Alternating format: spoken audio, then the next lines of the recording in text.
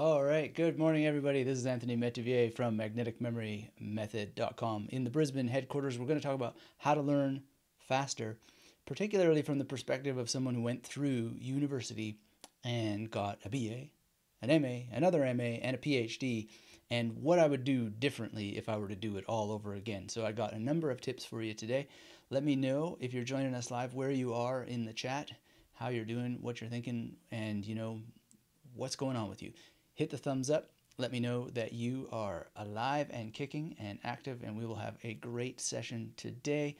If you're new to this channel, we help mature learners of any age improve their memory so they can learn faster, get that language off the bucket list, and really do whatever it takes to be that person you want to be, who has expertise, who has the ability to just rip knowledge off the top of your mind so it comes out of your mouth, tripping down your tongue with just absolute grace and effectiveness, and to be essentially that great shining light of your profession, your level of expertise, so that people really notice that you are the person to follow because you have it. You are there. And so if that sounds interesting to you, make sure you're subscribed to this channel if you aren't already. Say hello in the chat and let me know where you are in the world. So I see Hadi is here. Hello, Hadi. Joey, wow, great to see you, Joey. Always good to see you. Charles is here. Hello, Charles.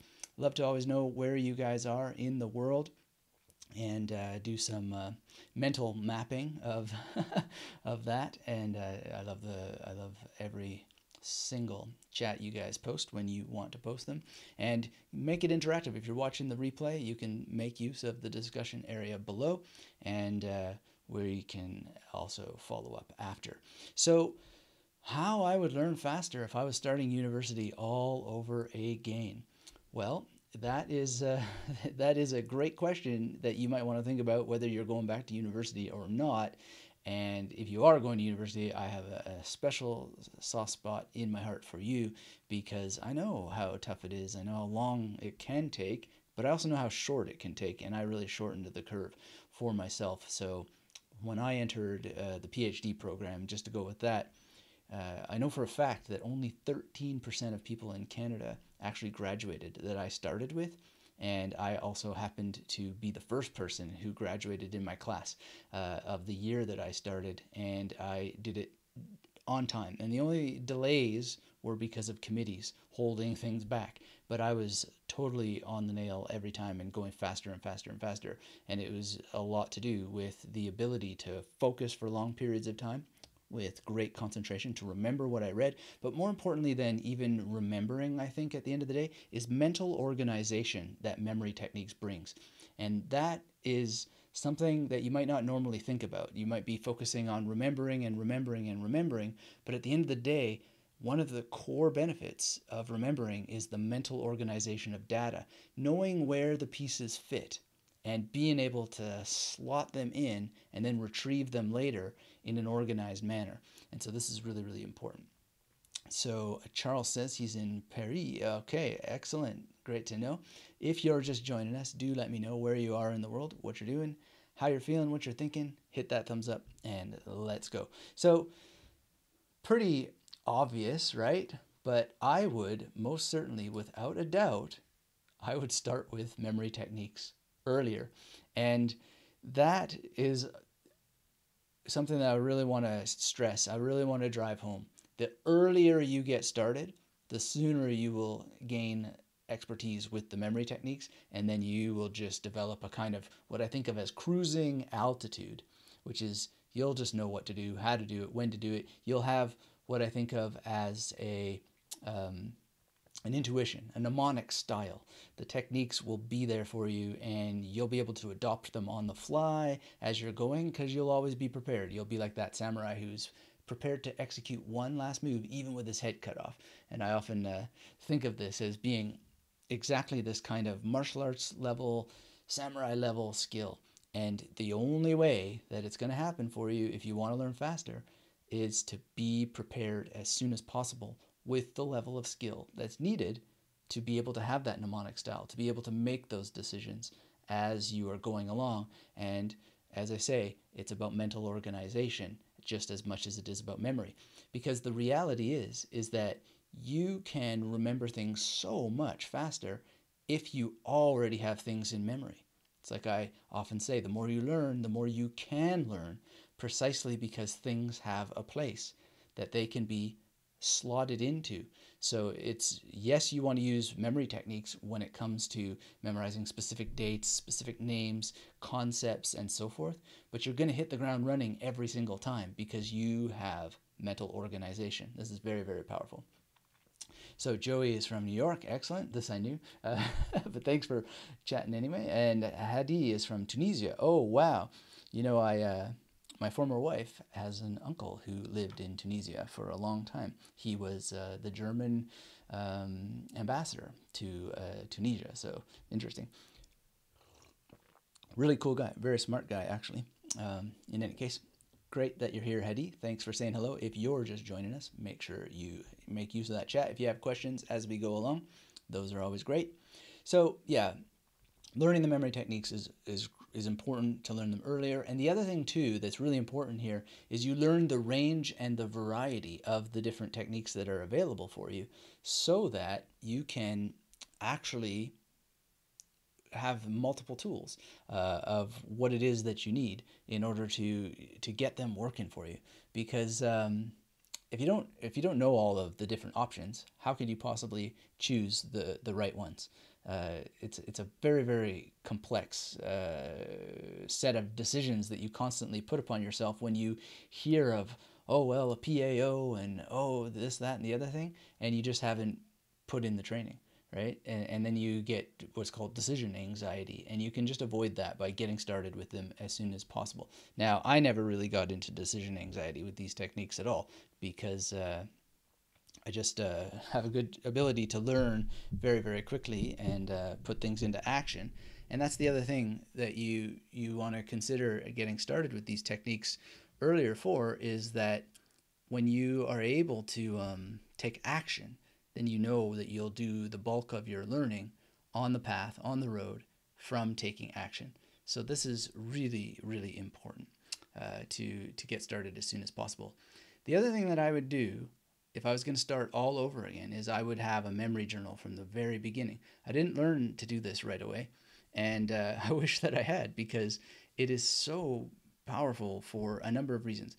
Having a memory journal helps you collect your memory palaces. It helps you collect the magnetic imagery that you're going to create inside of the memory palaces, and it helps you actually have a testing mechanism, and it helps you track your progress and have real data based on your progress, so that as you go along, you are not just guessing about how you're progressing, but you have actual data. And think of it like an artist's sketchbook. How an artist proceeds with their artistic endeavors is that they maybe work on the nose of a facial portrait for 3 weeks or 3 months or whatever it takes, and then you can flip back through the pages and you can see the journey and just how far you've come. This creates ongoing encouragement. It creates data of exactly where you need to make improvements, and it enables you to sort of have a kind of an ongoing database of ideas and alternative paths that you could take and different things you could try, and it's all collected in a single place that you're able to access very, very easily, because it's not lost in your computer. It's not buried in a bunch of files, and it's just a piece of a collection of paper that you can have. I've got my box of journals that when I did finally start keeping memory journals, I've never gotten rid of them, and it is admittedly a bit of a pain because I moved many, many different places, but they are the things that are worth keeping. And there's something about the memory journal is that when we are using memory techniques, we are working to reduce as much cognitive load on our brains as possible. And so when we talk about developing your mnemonic style and knowing which decisions to make as you go along, the more that you are quote unquote split testing the amounts of material that you really don't need to capture in your memory journal, the magnetic imagery that you create, and then the ones that you can get away with, and you know you can get away with because you've gathered the data all along, then the more you're going to understand the power of reducing and relieving cognitive load. And that's just something that you need to feel. It's something you need to experience. If you don't actually dive in and do this, you will never feel it, you will never experience it, and so you will be left in the dark. And so the sooner you get in here, the more you're going to feel the benefits of it. And that's just the way that is with many things. Anything that where you have doubt, the number one solution to fix the doubt is to actually dive in and cast the light of your experience on the darkness of the knowledge you don't have. It's very, very important to do this. So Sandra's here from California. Hello, Sandra. Thanks for being here. I don't think any of our stuff is mirrored, but I think part of my head is disappearing with the lighting here. Woo! It's like Terminator 2. Yeah. But still working on this new outer space setting. How do you all find this this look? Sometimes I wonder if it's just you know, a phantom win, so to speak. And that's another reason why keeping a memory journal is so important, because you will catch yourself optimizing for things that lead to phantom wins. Okay, so this is something I heard from a guy named Ramith Sethi, and he was talking about how sometimes people, they go into micro optimization. Oh, if I just tighten this screw just a little bit more, then I will 10x this or that, and you know, increase my outcomes by 100 times or whatever. The problem is that often those micro optimizations lead to what he calls phantom wins. And so this is what can wind up happening if you don't keep a memory journal, is you get obsessed with these micro optimizations that never lead to any substantial wins, right? And so we'll talk about some of the things where people get obsessed with micro optimization and they don't wind up getting any substantial wins whatsoever as we go along. But that's another core benefit that you'll get from keeping a memory journal. All right, so Crone Woman Walking is here. Hello, teacher. I had an amazing magnetic memory method weekend on my trip to New York, practicing my memory for license plate numbers. It came in handy when I had to call the police. Oh, well, do tell how that you had to call the police, Crone Woman Walking. I want to hear about that. And by the way, I wrote one of my graduate papers, speaking of university, on autolog, the vanity or the poetics of the vanity plate. So if you're really interested in license plates, you may want to read this essay from me. Got to work on the lighting here, though. But I'm glad that people here are, the Crone Woman loves the look. I just got to figure out how to make my head not disappear. John is here. Hello, John. Thanks for saying hello.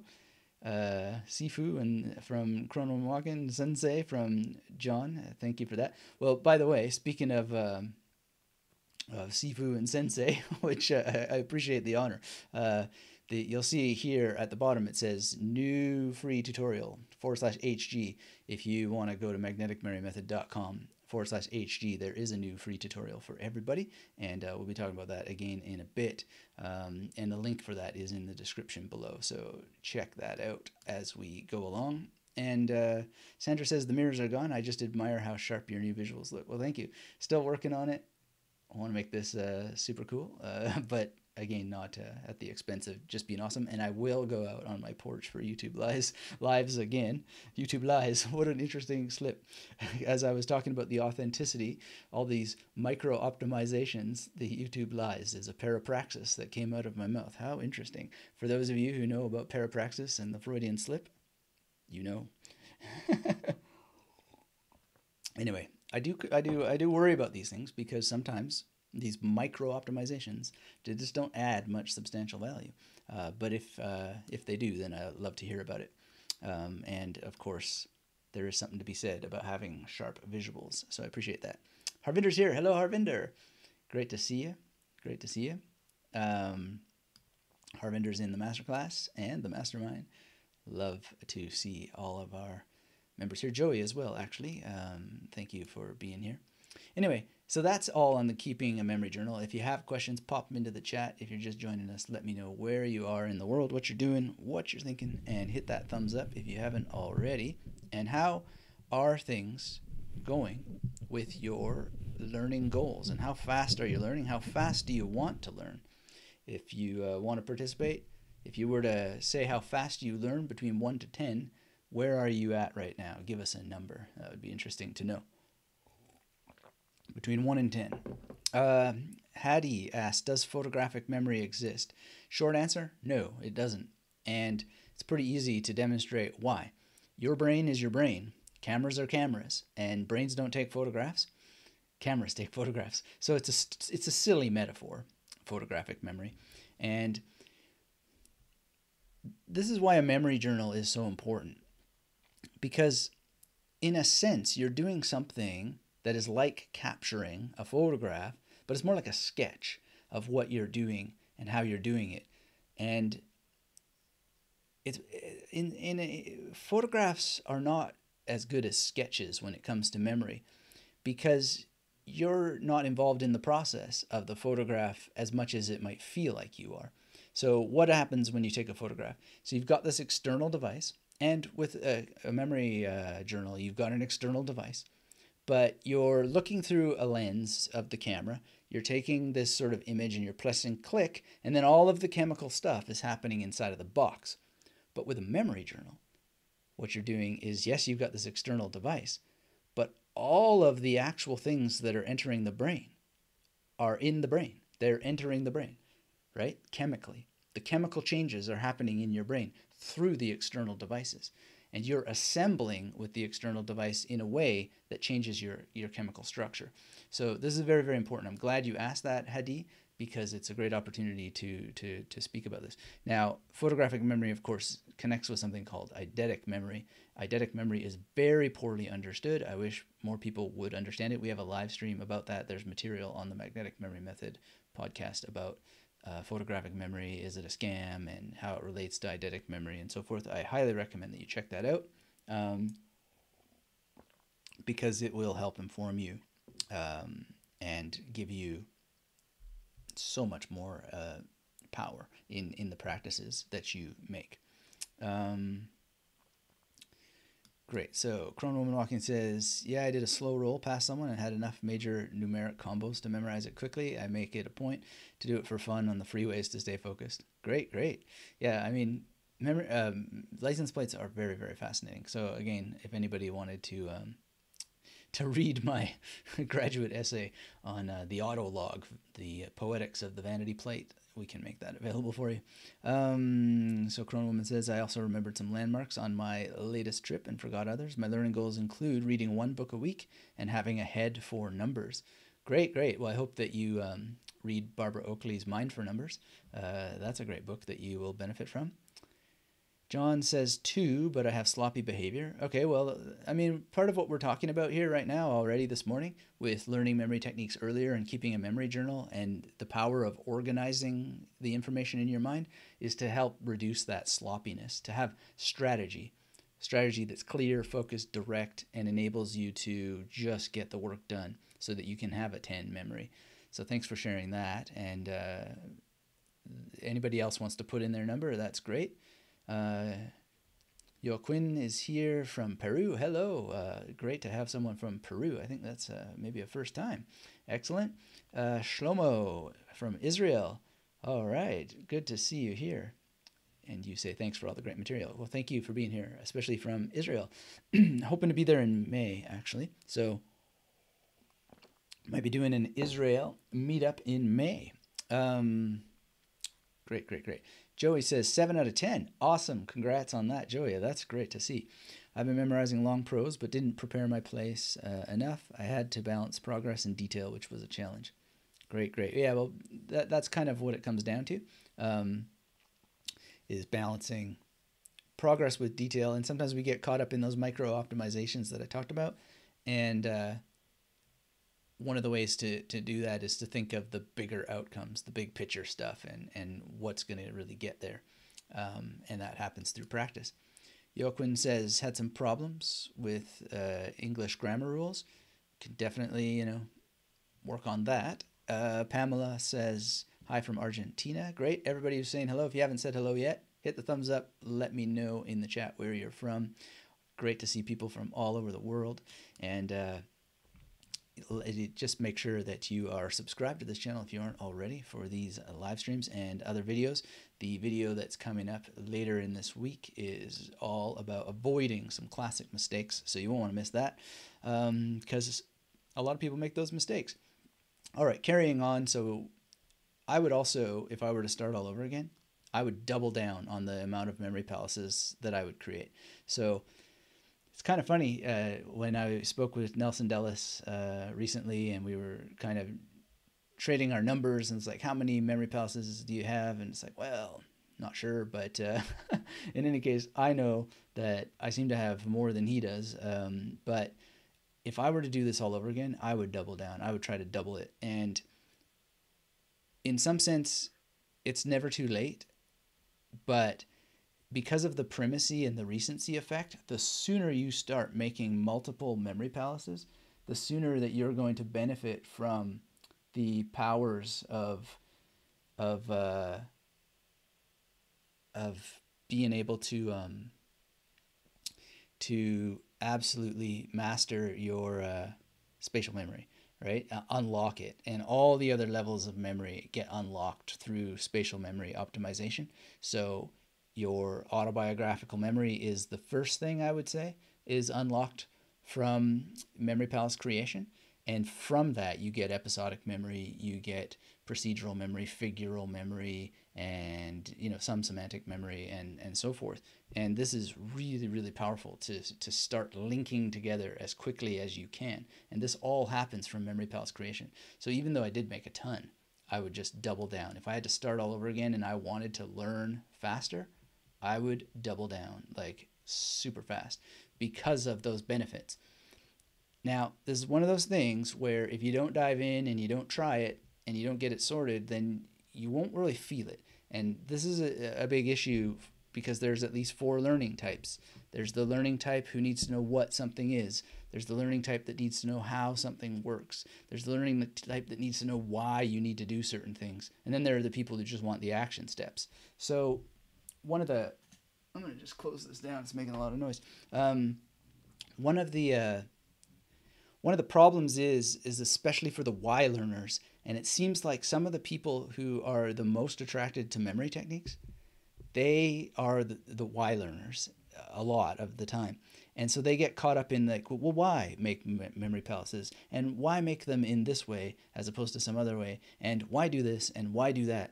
And the problem is that if you really need to know why, then we're going to have long scientific lectures which you could spend your life studying and never get the answer, because ultimately we don't know why. We don't even know why we exist, right? But the guy, if you really want like the heavy hitting stuff that I have found the most useful for answering these questions myself, read Stephen Kostlin, The Case for Mental Imagery. Beautiful, beautiful book. It is heavy duty science. But if you just don't want to take the word of the, we've got so many, almost 3 decades of the World Memory Championships right now. Like if that isn't enough to convince you, and you need the science, then that's the book I would suggest that you read. Dive into the heavy hitting stuff. But he makes the case for mental imagery in a way I've never seen before. I wish I had read that book years and years and years ago, because I too am a kind of why learner. I like to know the why of things before I do certain things, but that's a problem. And this is because the practical stuff that you really need to know is just done by doing, right? And so I would double down on just creating lots more memory palaces. I would just take it as a given. It's not a cult. It's not a drug. It's not a crime. It's not anything to be skeptical of. It's just creating memory palaces. So I would dive in and get it done, and then I would double down. If I wanted to learn faster, I would become a master of memory palaces much, much quicker than I did. And that's my recommendation for anybody. Helen is here from Texas. So glad I came across the channel. I'm so glad you came across it too, Helen. Thanks for saying hello, and really appreciate having the opportunity to spend some time together today. So is that making sense to everybody? Give me a hell yeah if that makes sense. To learn memory techniques earlier, to keep a memory journal, and to double down on memory palaces. These are some heavy hitting tips, and anybody who takes them seriously is going to have a great mental adventure that will improve the speed at which you learn. Why? Well, because you're able to then use the tools of memory techniques at a much higher level, much faster. So Aksheet says, hell yeah. Hello, Aksheet. Thanks for saying hello. John Hilton is yeah. And yeah, so like memory palaces are not done for memory palace sake. It's not because they feel good, which they do. It's not because it's a fun pastime, which it is. It's not because it's a way of connecting with your primal creativity and having a dreamlike state, which it is. It's because it helps you learn faster. And it helps you learn faster in ways that last. Instead of fleeting memories that just disappear into the ether, they stay. And they stay as long as you want. So this is why we do it. And how we do it is all covered in the free material, the courses that I create, and the exact what step-by-step stuff to do is all covered there. And there's a new tutorial all about it that you can get at magneticmerrymethod.com/HG. I know you're seeing YT there if you want the old, well, they're not old. They're still very, very powerful. If you want the worksheets and so forth, then that's at the YT link. But if you want the new tutorial, that's at HG. What is HG? Well, it stands for Human Google.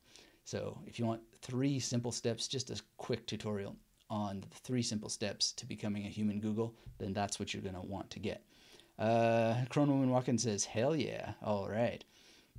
Pamela says yes. And Hadi says, please, is there an advanced technique for memorizing a book? I'm trying to memorize a dictionary book. Yes, Hadi, there is. And that is covered on the Magnetic Memory Method podcast. And I'll look that link up for you. And I'll post it for you because that's how we roll. And it is advanced. Oh, I gotta like get all squeezy here because of the way the studio is set up. But this is a tutorial that will help you, and it is indeed advanced. So dive in and grab it. I'd also suggest you get this new tutorial at magneticmerrymethod.com/HG. Why don't I just go ahead and type that little linky link in there for you as well in the chat, because that is convenient to do. And you're going to love this. 3 simple steps to becoming a human Google. Command V. All right. So Reclaiming Life is here. All right, good to see you. And yes, another live stream. Glad that you're here. So glad you're here. I really appreciate every opportunity when we have some masterclass students here. Lucas is here. And wow, by the way, there are people in the Magnetic Memory Method Masterclass, but there are people in the Magnetic Memory Method Mastermind who haven't joined the Facebook group. And there's something new coming. So if you're not in the Facebook group, go into the masterclass, the mastermind area of the masterclass, and find the area there for joining up and get inside. If you're not into Facebook, I understand. I'm not into Facebook either. We just do it to serve. But there's a thing called Kill Newsfeed that I use, which means I don't see the Facebook junk and just can take the benefit of the groups. And our group is really great. We had a 2-hour session not too long ago, and basically we spent the whole time on the PAO with people. And we're working on a way, Reclaiming Life, that is going to enable people to also have that benefit outside of Facebook. There's a way we can maybe split stream it. Anyway, working on lots of stuff so that people who do use Facebook can appear in our sessions. And I've come up with a concept for this called the Memory Dojo. And so that's just it's a work in progress, but we've seen the prototype. Because the cool thing is when you're like here we're doing general education to help people decide that memory techniques are for them. But when you get in a group discussion with people who are actually using them, like seriously, day in and day out, then things explode. So this is going to accelerate. So we'll figure that out, how to bring it together so that it's not just on Facebook. But you'll still need to visit that page in the mastermind area of the masterclass, because that's where the registration is going to be posted. I'm just doing some final testing on how all that's going to work, and that registration will be there. You should only have to register once, and then you'll just get notified every week when that goes live. And basically what we're going to do is we'll have walkthroughs of all the courses in the masterclass. So each first week of each month, we'll kick them off. And, you don't have to take that course that month, but if you want to, then you have this sort of kickoff, and you're not as self-study as before, although self-study is still a virtue that I very, very much still promote. But for people who need a little bit of extra guidance, there's that kickoff, and then we'll have Q&As throughout the month and accountability and so forth. And I want to thank Adolfo for being part of that discussion with me, helping me figure out how that we can do this, because it's really, really important to help the people who are struggling in that way and need a little bit more support. So we're going to get that figured out. So Reclaiming Life says they can be split streamed with Facebook and YouTube, I believe Twitch as well. Yeah, the problem is that this is for the private members, so we can't necessarily use the same tools, but I think I got it pretty much figured out. It's gonna, here's the thing. The other thing that I would have figured out if I was younger, going back to university, I would have just jumped in sooner and not tried to figure out every single last detail and just got it in. Same thing what we're doing right now. Like, I got this strange silver appearing because we're diving in, just trying it, and we'll figure it out better for the next time. So Reclaiming Life says that sounds like a great way to help implement things. I'll definitely check out the link and register. Awesome. So yeah, that's going to come pretty soon. Just some more technical things, but we're scheduled more or less to have the first session the first week of November, although I guess it's going to be the second week of November technically. In any case, it's going to be a lot of fun. So that is, I'm very excited about that, to figure out a way to work more closely with people and help them achieve their memory goals for those who need the extra guidance. So that's in the Memory Dojo. So before we continue, I want to give a shout out to Maricella Griffith for sending this photo. She's got her Magnetic Memory Method cup there with some students doing the good work of spreading the good news of memory techniques and the way we teach them. And so a thank you to her for that. Also, Adolfo, who I just mentioned, he sent this photo with his Magnetic Memory Method cup, and very ninja indeed. That looks great. There was actually a video too that he shared with the coffee machine here going, and it's really great. And also to Barry Kurtz, his photo. If you let me see you with some swag, I'll be sending you a free video. That's at magneticmerrymethod.com/swag. Just grab a cup or something from the store, let me see it, and there's a special video all about using swag, everything from coffee cups to hats, to amplify, supplement your memory palace technique. So that's available to anyone who wants to support this show. This is not any kind of get rich quick scheme. It's just a way to support you by supporting this work. And the cup comes pretty quick. And then when we see that image, we send you the free training. So grab that at magneticmerrymethod.com/swag. So Sandra says, thank you for finding an alternative for those who want to skip Facebook. Yes, it's just very difficult, but we're gonna get it done. And it's been months working on it. One of the things that I do, and we'll talk about it a little bit in this live stream today, is just find people who are doing similar things and just watch them and get inspiration from them. So Sam Harris with the Waking Up app, I've just been following this, and finally it gets iterated, and that took a long time for that to get done, and it's never done. That's the thing. It's technology. It's always changing. So, oh, Barry is here. Well, Barry, you're on the screen. Thank you for being here, and thank you again for this. I was just sharing with people some of these cups. So we got one here from Adolfo and Maricella and you, of course. So that's really cool. I also wanted to make a shout out to Christian Fitzharris, because he is going to be on the Magnetic Memory Method podcast, and we recorded an episode together.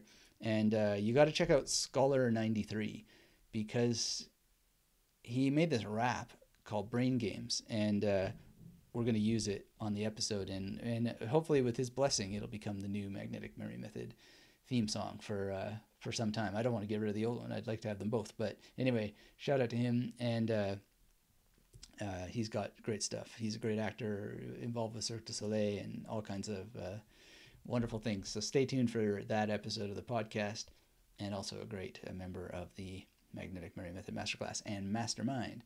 So that is a shout out to all those people. Thank you, everybody. I really appreciate it.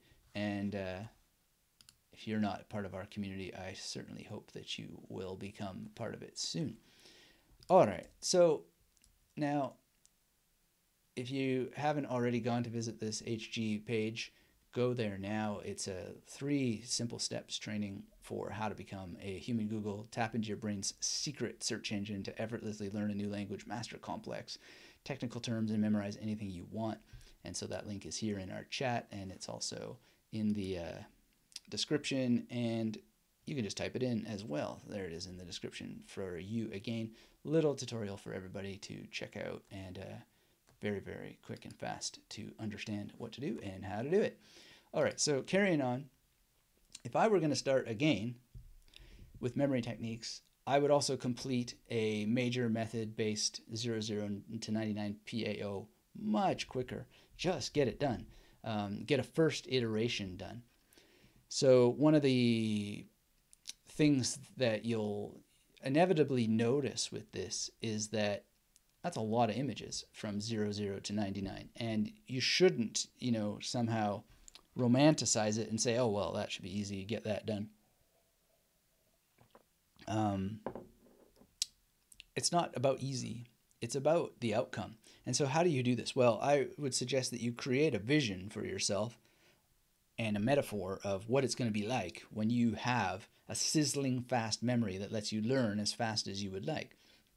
This guiding vision is something that you can use your memory journal to create, and I highly recommend that you put it there and you look often at that page in your memory journal, and then just move yourself towards it. So, Sandra, thank you again for pointing out thanking me for finding a way to help people skip the Facebook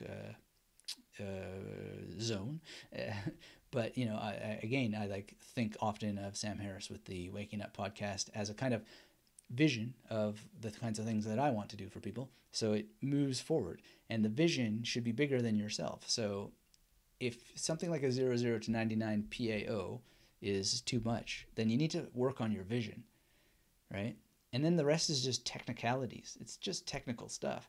So you learn the major method first. Well, actually, ideally, you learn how to create effective memory palaces first. Then you learn the major, because you can use the major method to help you learn or you can use the memory palace to help you learn the major method. And then you just get down and you use the memory palace and the major together to help you complete a PAO. Don't try to get it perfect the first time. Mine wasn't perfect the first time. I still make changes to mine. I make changes all the time.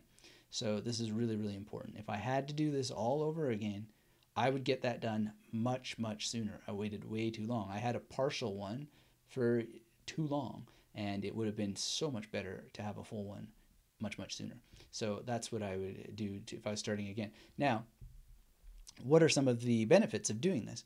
Well, it makes memorizing dates so much easier, right? You can just memorize the historical dates, times of appointments that you have.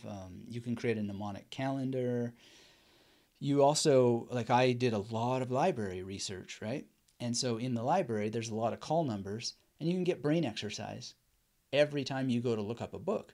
So yes, you can still write down the call number, but you can just take this little opportunity to encode and practice memorizing the call number, and then you can create better spatial mapping of the library itself, because then the library is going to become a much stronger memory palace because you've done this.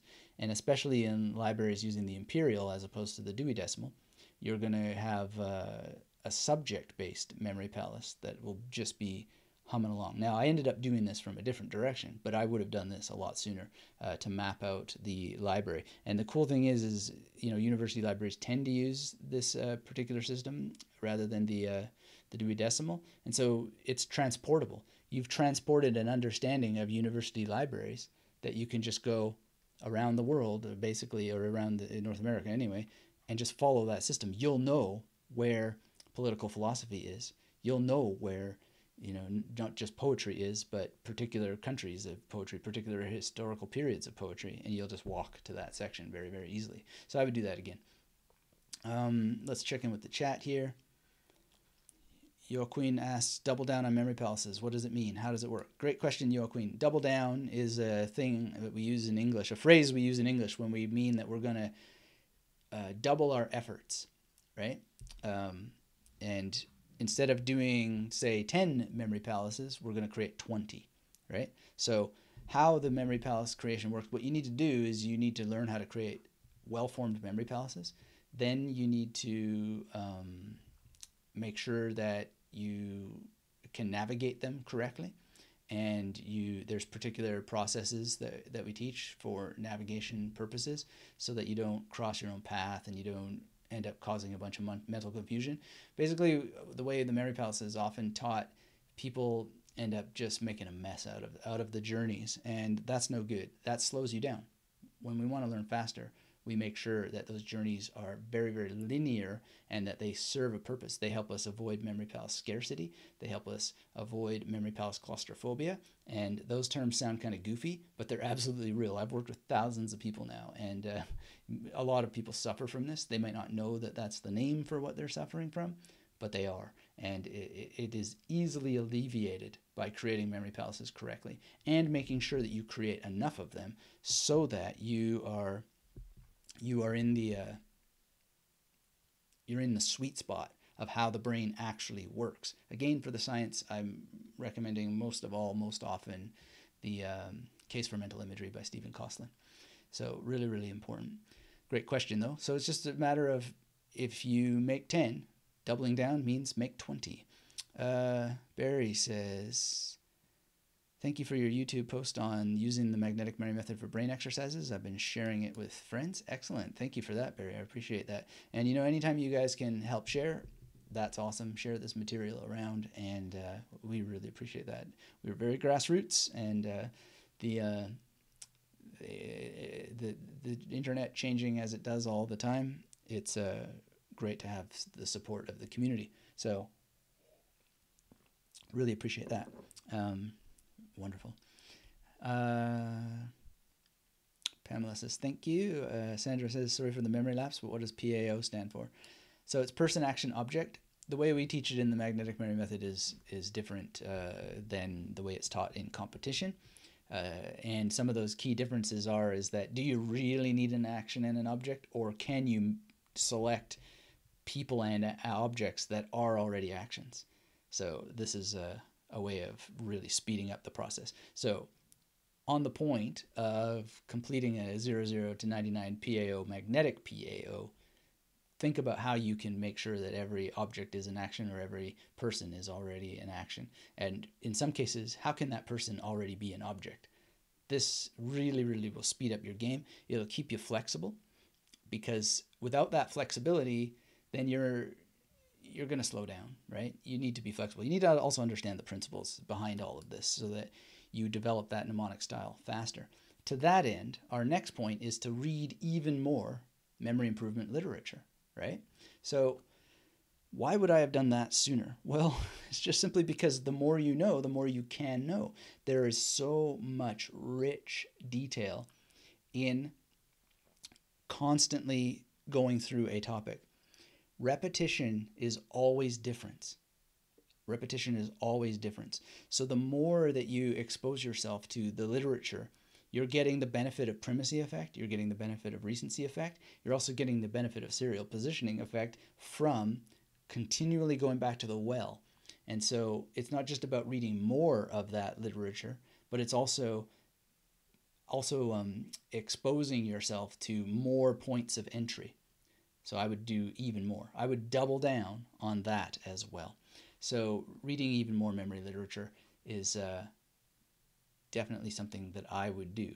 And it's not that, there's both an infinity of it, but there's also a limited pool of the material that is great, right?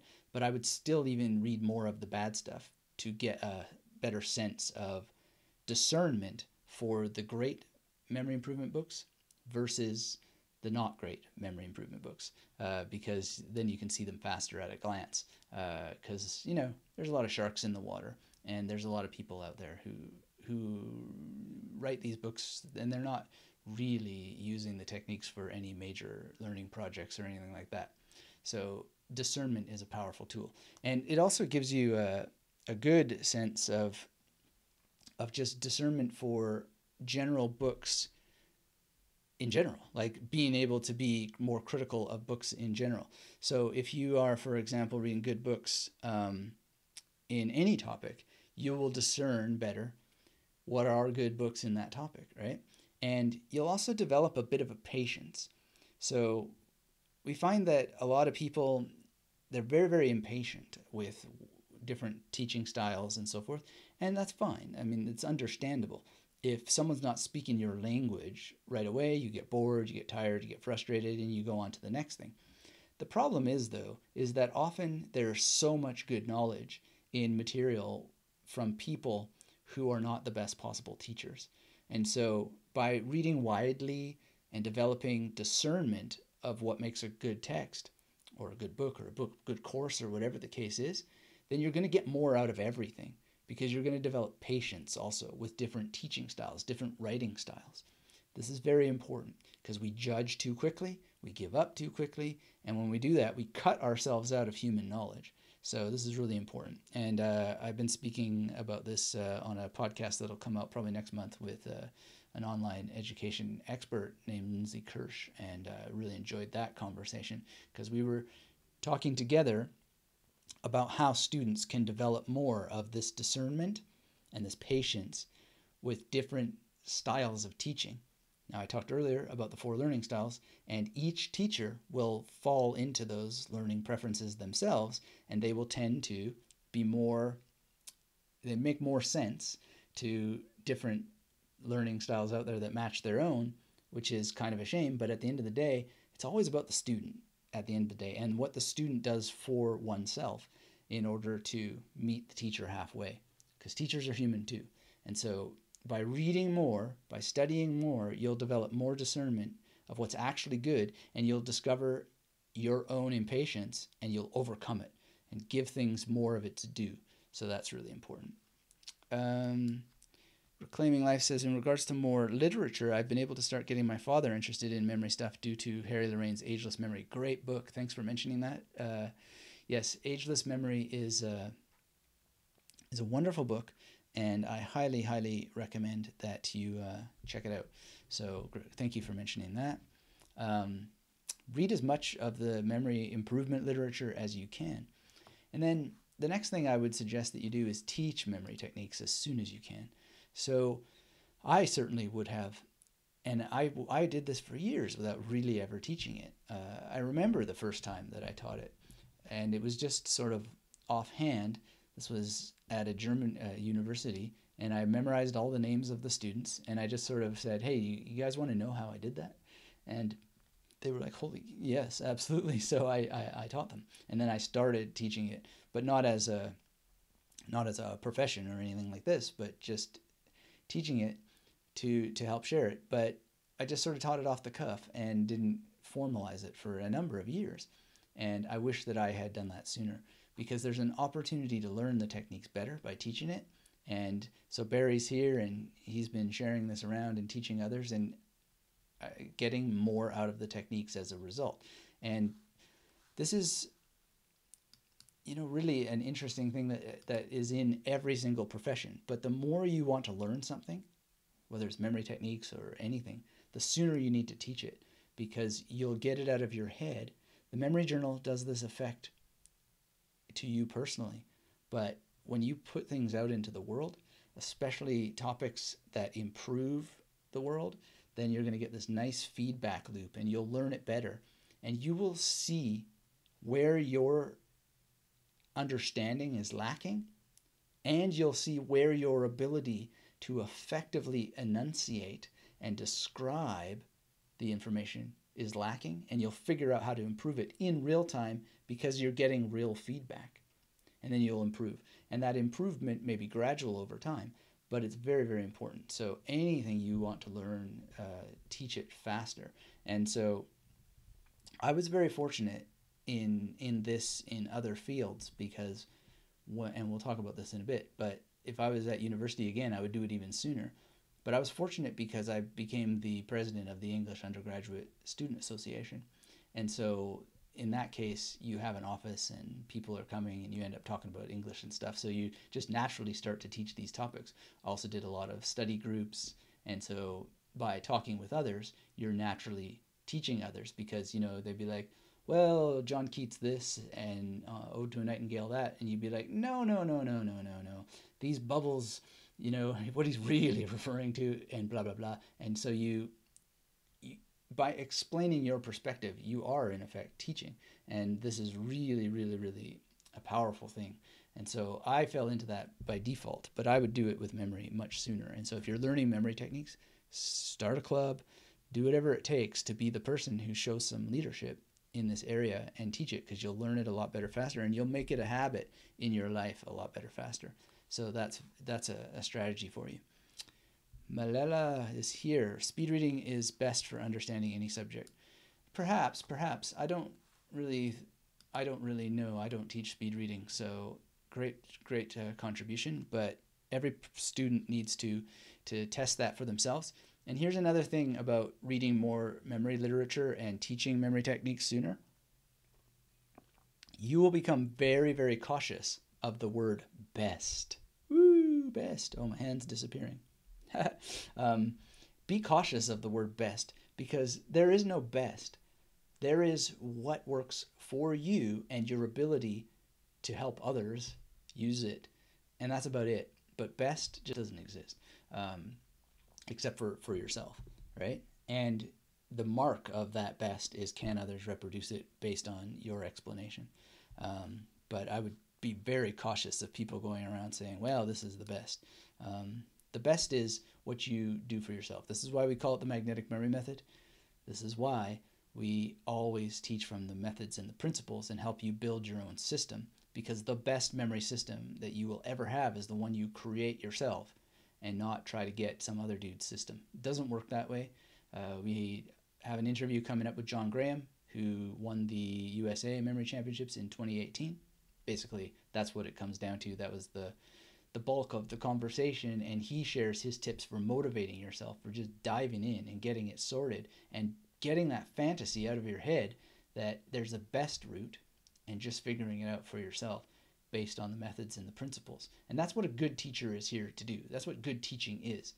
A good teacher is the one who helps you figure out how to teach yourself, right?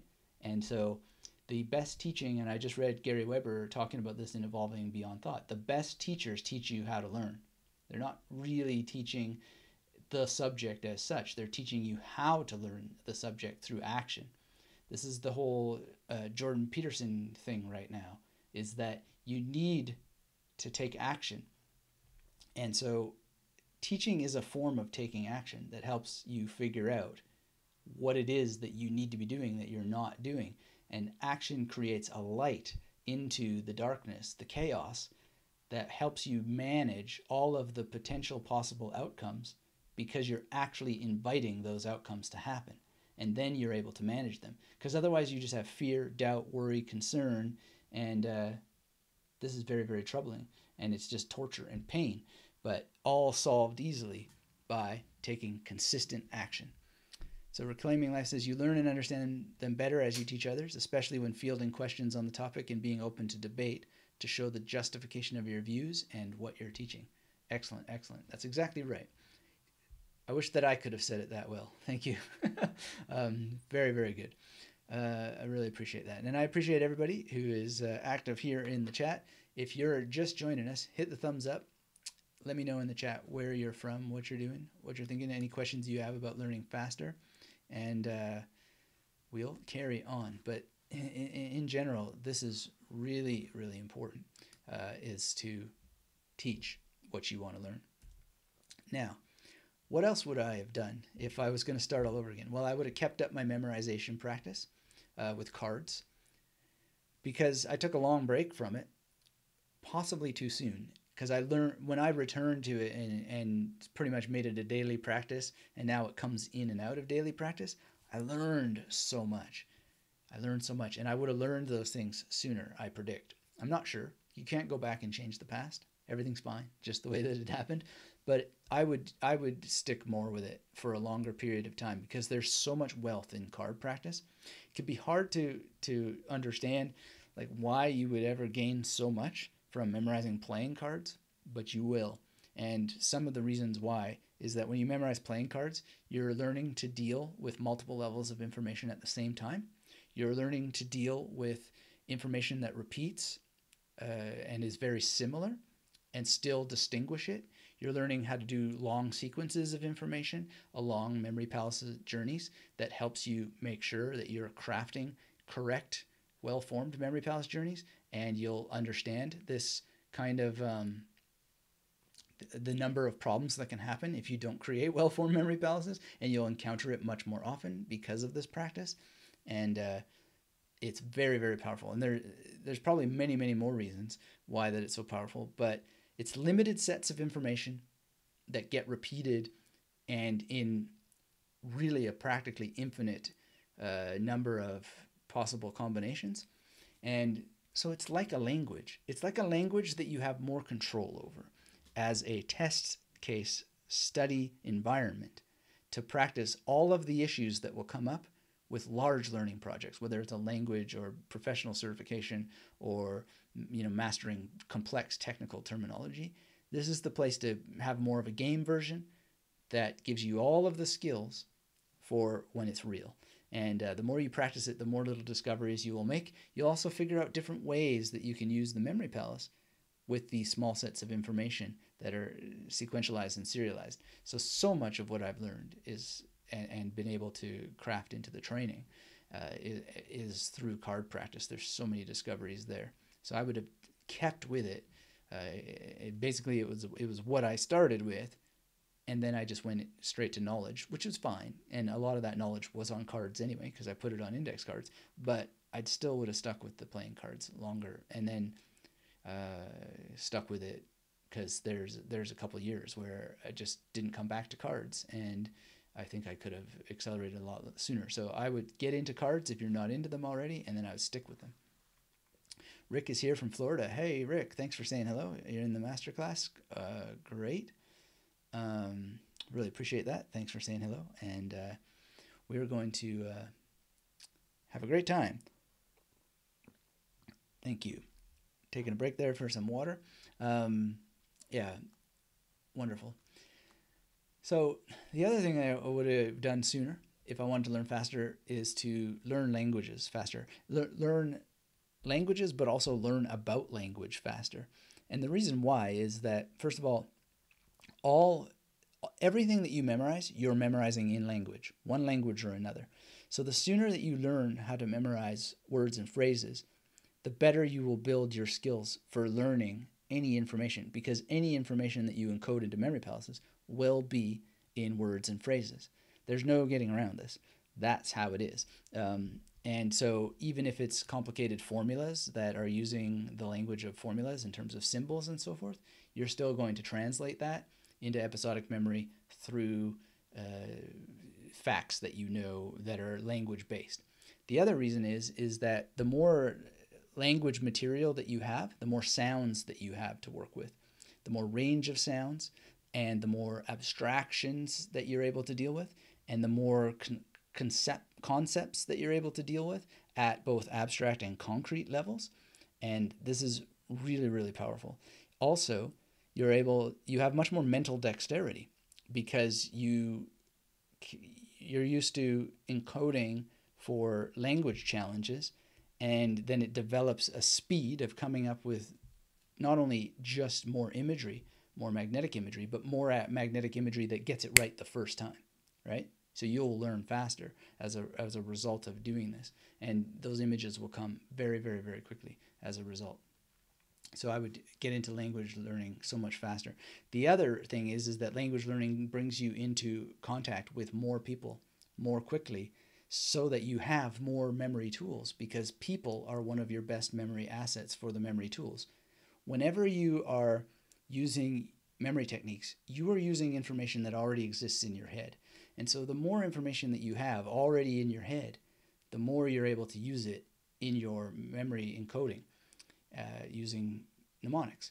And the more that those are real, substantial people, then the more real and prominent they're going to be in your mind, and the more accessible they'll be. And so then you reduce more cognitive load on your mind, because you're working from the real instead of the imaginary. So if you were to think about it as a hierarchy of potential mnemonic tools for your magnetic imagery, you have real places you've visited versus places you haven't visited versus places that are pure inventions. Same thing with the imagery. So you have real people you've actually met, then you have celebrities that you've never met but you spent lots of time with, and then you have fictional figures that don't exist. And inside of there's even hierarchies. So Homer Simpson doesn't exist, but you may have spent lots of time with him anyway. But Adzo of Milk, he's a novel character. Maybe you saw the Christian Slater movie, Name of the Rose, so that you spent that amount of time with him. But then there's a bunch of literary figures that you've never seen a movie of, or that has never appeared, and then you're working real cold with that kind of figure. So if you keep these hierarchies in mind, the more people that you meet and the more languages you meet them in, the more real experiences you have from which to draw your magnetic imagery from.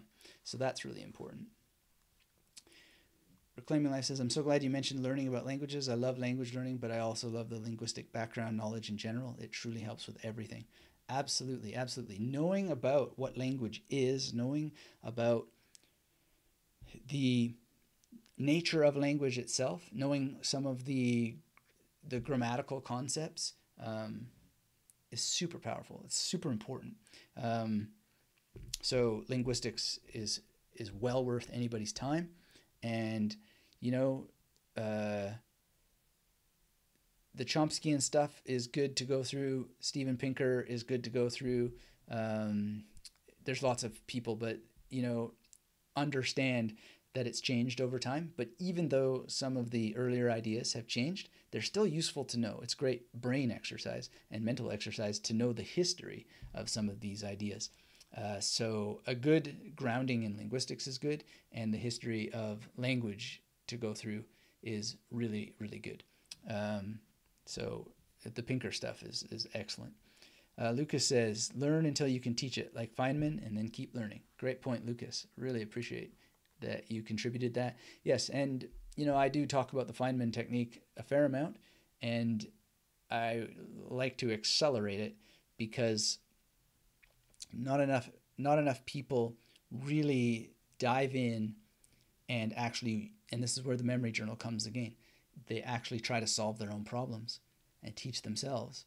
And then you go and you have a discussion with that professor or that teacher, and you're not asking them for help, you're having a discussion with them, and that's a much more powerful place to be. Sandra says, he who knows no other language knows not his own. Excellent point. Great quote. Barry says, the practical aspect of memory palaces is so important. Recently, one of my clients successfully used a memory palace for an important job interview. Oh, that's excellent. Thank you, Barry, for sharing that. This reminds me of the episode of the podcast with Jesse Villalobos. He got a raise and he got a promotion. So just because of being able to operate better in the work environment with greater expertise, greater speed, it's just amazing what you can do. And then if you were going to go into a job interview, imagine being able to pop off all the items in the product catalog, or name all of the important figures that are in the company, name important dates from the company's history. You'd blow their socks off. And then that's okay. That's like cosmetic stuff in some sense. But then imagine being able to actually explain your expertise and do it flawlessly off the top of your mind, and just, it's not like, you're not going to say and ah and all that sort of stuff, although you can train yourself to do less of that, but you're just going to be able to easily and quickly demonstrate expertise because you're naming things specifically. And back to what we were starting, where we started here, the real benefit of the memory techniques is not just being able to remember the stuff, but having mental organization. And when you're a person who's mentally organized, that just shines through, and you are the shining light that people want to have around and be around. So definitely very, very important for your coming job interviews. All right, so carrying on, I would do more leadership and community work. Now you might be thinking, well, why is that going to help you learn faster? Well, leadership is a huge skill. I didn't really realize how huge of a skill it was until I started working for myself. But being able to understand it as a skill will help you learn faster, because you'll read people better, you'll see their strengths and where they need support better, and you'll also know more people. Again, back to that principle, the more you know, the more you can know. And also, I was the president of the English undergraduate student association, but I would have started something more fundamental around myself, whatever it might have been, probably in film studies, and started an association around my expertise at an even more granular level. And the reason why is because if ever a job came up at the university and I wanted to work for the university, having even just 15 people show up at that job interview when you give your public talk and write letters of support for how much you've contributed to the university and so forth is huge. And think of this for any job, right? You go to a job and you not only are an expert at your topic and your profession, but you're also the leader of a group at that university, and you have 15, 20, maybe 50 to 100 reference letters from all of the people that you've guided through your time at university, right? Well, you're going to learn faster from that experience, but you're also going to have so many conversations about your area of expertise that you're trying to develop that you're going to learn so much just from that process of hearing multiple perspectives. You're going to develop multiple perspectives because you've heard the story from so many people. So to learn faster, if I was at university again, I would definitely start an association. In my case, it would probably be around memory, but it could have been around film studies because I wasn't really, like in the BA, I wasn't doing any memory techniques at all. In the university PhD years, then, if I could go in a time machine, then I'd do memory. But at that time, it would have been around film studies and perhaps philosophy. But the point being is it's about creating the community, learning leadership skills, and then being able to learn more and faster because of more in-depth conversations about your topic. And so what that all leads to is back to the primacy and the recency effect. The more that you are continually coming across the topic, the deeper it's going to get into your memory. And you'll just learn it naturally, even without any memory techniques going on. Obviously, we want to have memory techniques going on, but we also want to stack the chips in our favor so that we'll learn on autopilot even without using the memory techniques, right? So you get the best of both worlds. And that's a very good strategy that I would do very much, very strategically. So there's that. Now, the next thing I would do is I would apply for a lot more scholarships. So I had some great scholarships, but I would double down again on many more scholarships. I would do whatever it took to apply for way more. And there's a number of reasons why.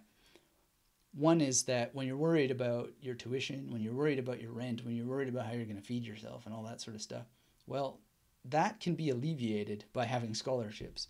And scholarships also help alleviate worry about the future because you're going to have a much better and more powerful resume at the end, or CV. And so that's another reason. The other reason on top of that is that you'll get better at the skill of applying for scholarships. You'll also have many more reference letters, and you'll be doing the things that get effective reference letters, because in order to get good reference letters, you have to be a very good person. Because, one of the biggest tips that I ever learned, and it's something that I hope you hear very loud and clear no matter where you are, if you ever have to ask for reference letters, make sure that you ask people for good reference letters, right? So when you ask for a reference letter, don't say, could I get a reference letter from you? Say, could I please get a good reference letter from you? And just tell them, that you want a good one, and if they're not able to supply a good one, then just let you know, because I've had reference letters that were not good. And that's because I just didn't know better than to ask, please, for a good reference letter. So when you know that you need to ask for good reference letters, not just loosey-goosey ones, then what you're going to do is you're going to live better in advance of the request so that you do get those good reference letters. So this comes back to that vision sort of thing that you can create in your memory journal. Very, very powerful to do. And then just double down on scholarships. And one of the things that I would have changed probably is, instead of going to university in Canada, I would go in the United States, because there's way more scholarships in the United States than in Canada. And so people in America who are somehow under stress from all these things, I would strongly recommend that you change your attitude and look for scholarships, because there's so many there, and grants and whatnot. And wherever you are in the world, there's probably opportunities that you're not seeing, and I would spend some time every week on finding them.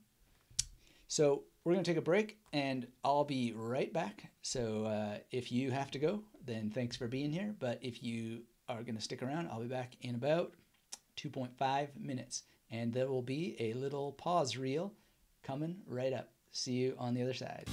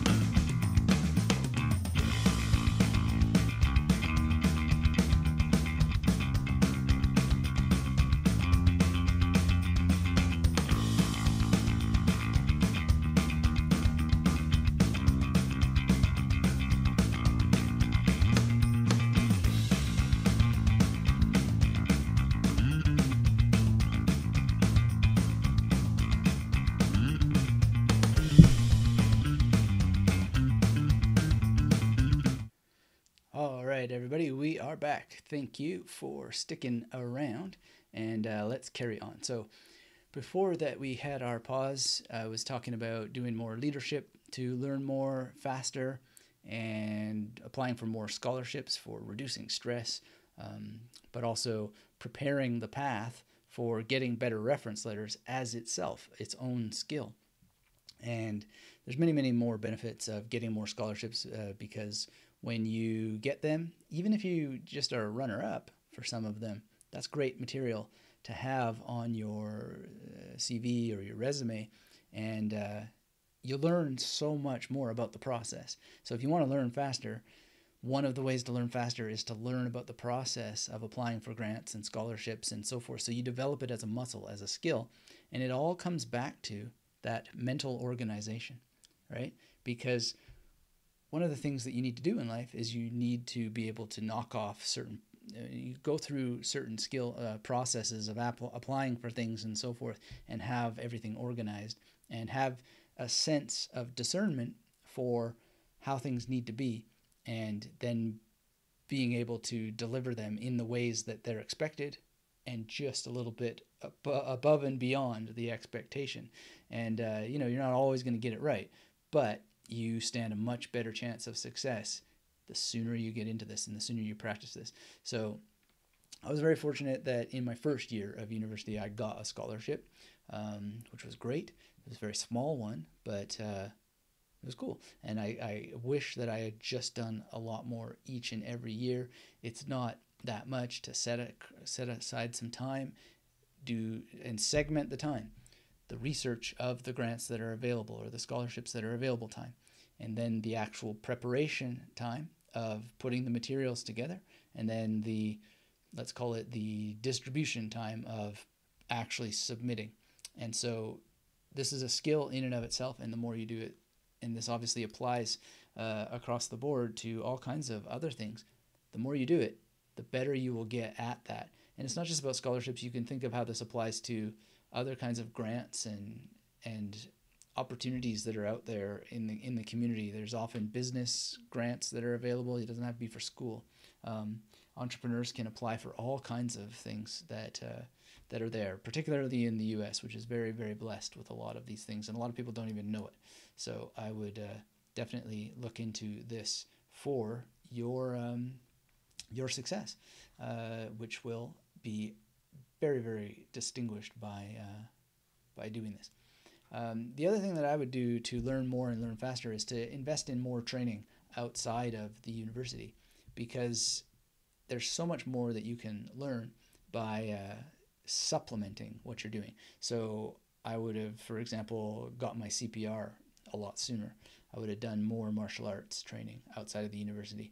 I would have done more with the interest that I developed in hypnosis and whatnot outside of the university. And I would have sought many, many different training opportunities, perhaps more learning-based volunteer opportunities, so that I developed the skills of learning faster through application. And this is really, really important because you learn so much more by applying.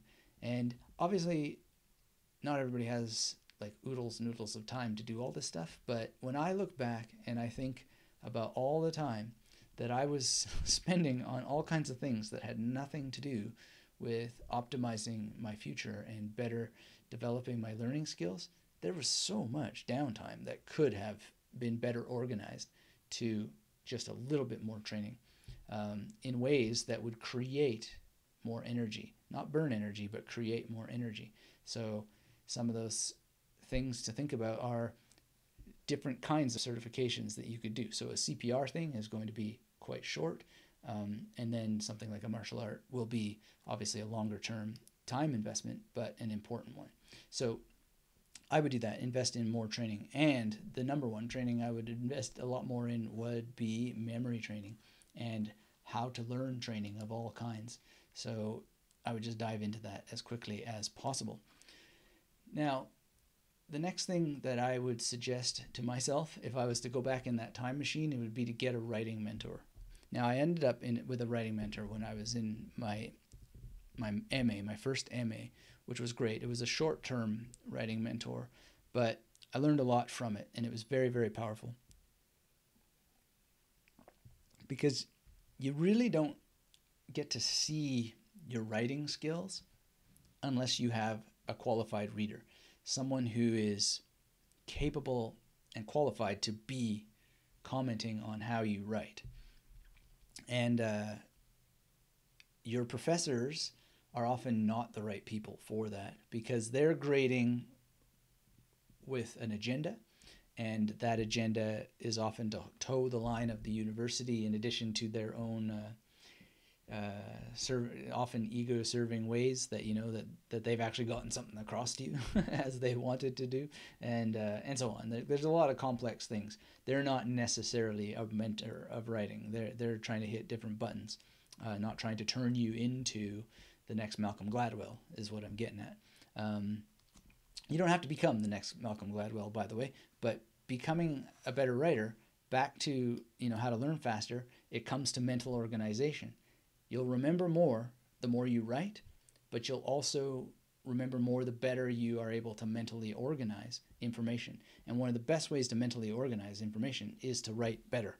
And writing better involves planning better what you're going to write. It involves exploring different ways of packaging ideas, and there's a lot to it. So I would get a writing mentor much sooner. How can you get a writing mentor? Well, no matter what field you're in, there's probably some sort of writing department or English department, and just go and ask, like, how can I get a graduate student to look at my stuff? How can I get into a writing club? What's going on here? Short story writing, etc., where you can at least try to see if it's right for you, and be involved with people who care and who are around. Writing as a skill, as an aspiration.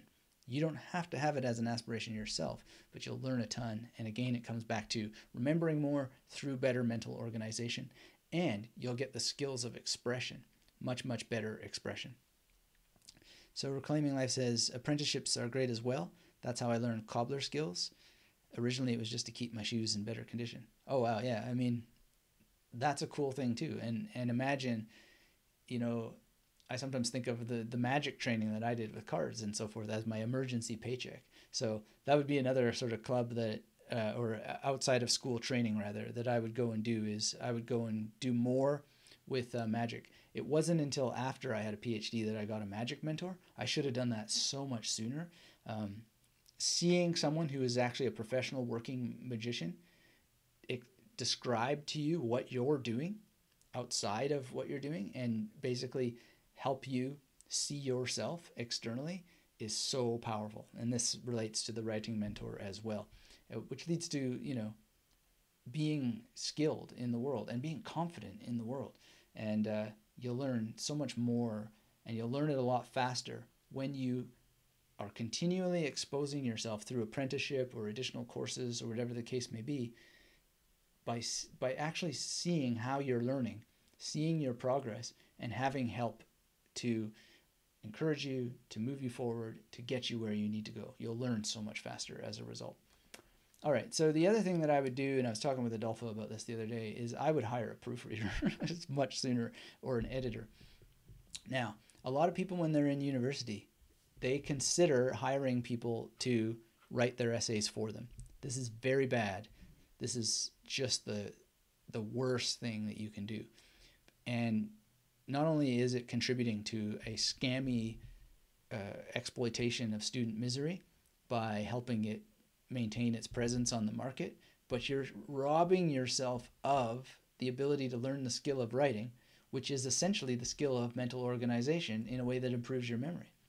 So why not learn the skill and get help with a professional who can help? And when I was in university, you didn't have Fiverr. Like, you couldn't spend $5, $10, $15 on having someone read your essay. But now you can. And you can, go to Craigslist. Couldn't do that when I was in university, or at least not for most of university. Now you can. But if you get a good writing mentor, or you're in the writing club and all that sort of stuff, you don't have to hire necessarily to get good proofreading. You can just peer mentor with people. You read something from them, they read something from you. They say, hey, look, this isn't that clear. Spend a bit more time, making this better or that better. And you'll see your mental organization and where it's lacking, and you'll be better capable of guiding people through a series of ideas, which will help you across the board learn faster, because you'll have learned how other people learn. And when you can see how other people learn, then you will teach yourself better. It's a perfect circle. The other thing I would do is write nonfiction sooner. So I wrote oodles and oodles of nonfiction, or fiction rather, when I was in university, but all of that I would have probably have best directed at writing nonfiction sooner as the skill. And that may be different for other people, but that's what I would do for myself. And I would suggest everybody do that, because especially if you're going to work towards being a professional and an expert in your field, which why wouldn't you, right? Then having a book that you've written or a series of articles, it doesn't have to be a book. It can be a series of articles in popular magazines and so forth. This is tremendous to have on your resume. It's a great way to show that you're the expert. And it's not really that difficult. Like I wrote for Chinese Business Review. Not that difficult. And I wish that I would have done that in university, because I could have. And could have done so all the more if I had just paid better attention to writing as a skill. And I was okay with writing. I possibly have a natural inclination for it, because I've written since a very young age. My major memories of writing are in grade 4, being sat in front of the computer and not being able to tear me away because I was busy writing a story. But I'm confident anybody can develop this.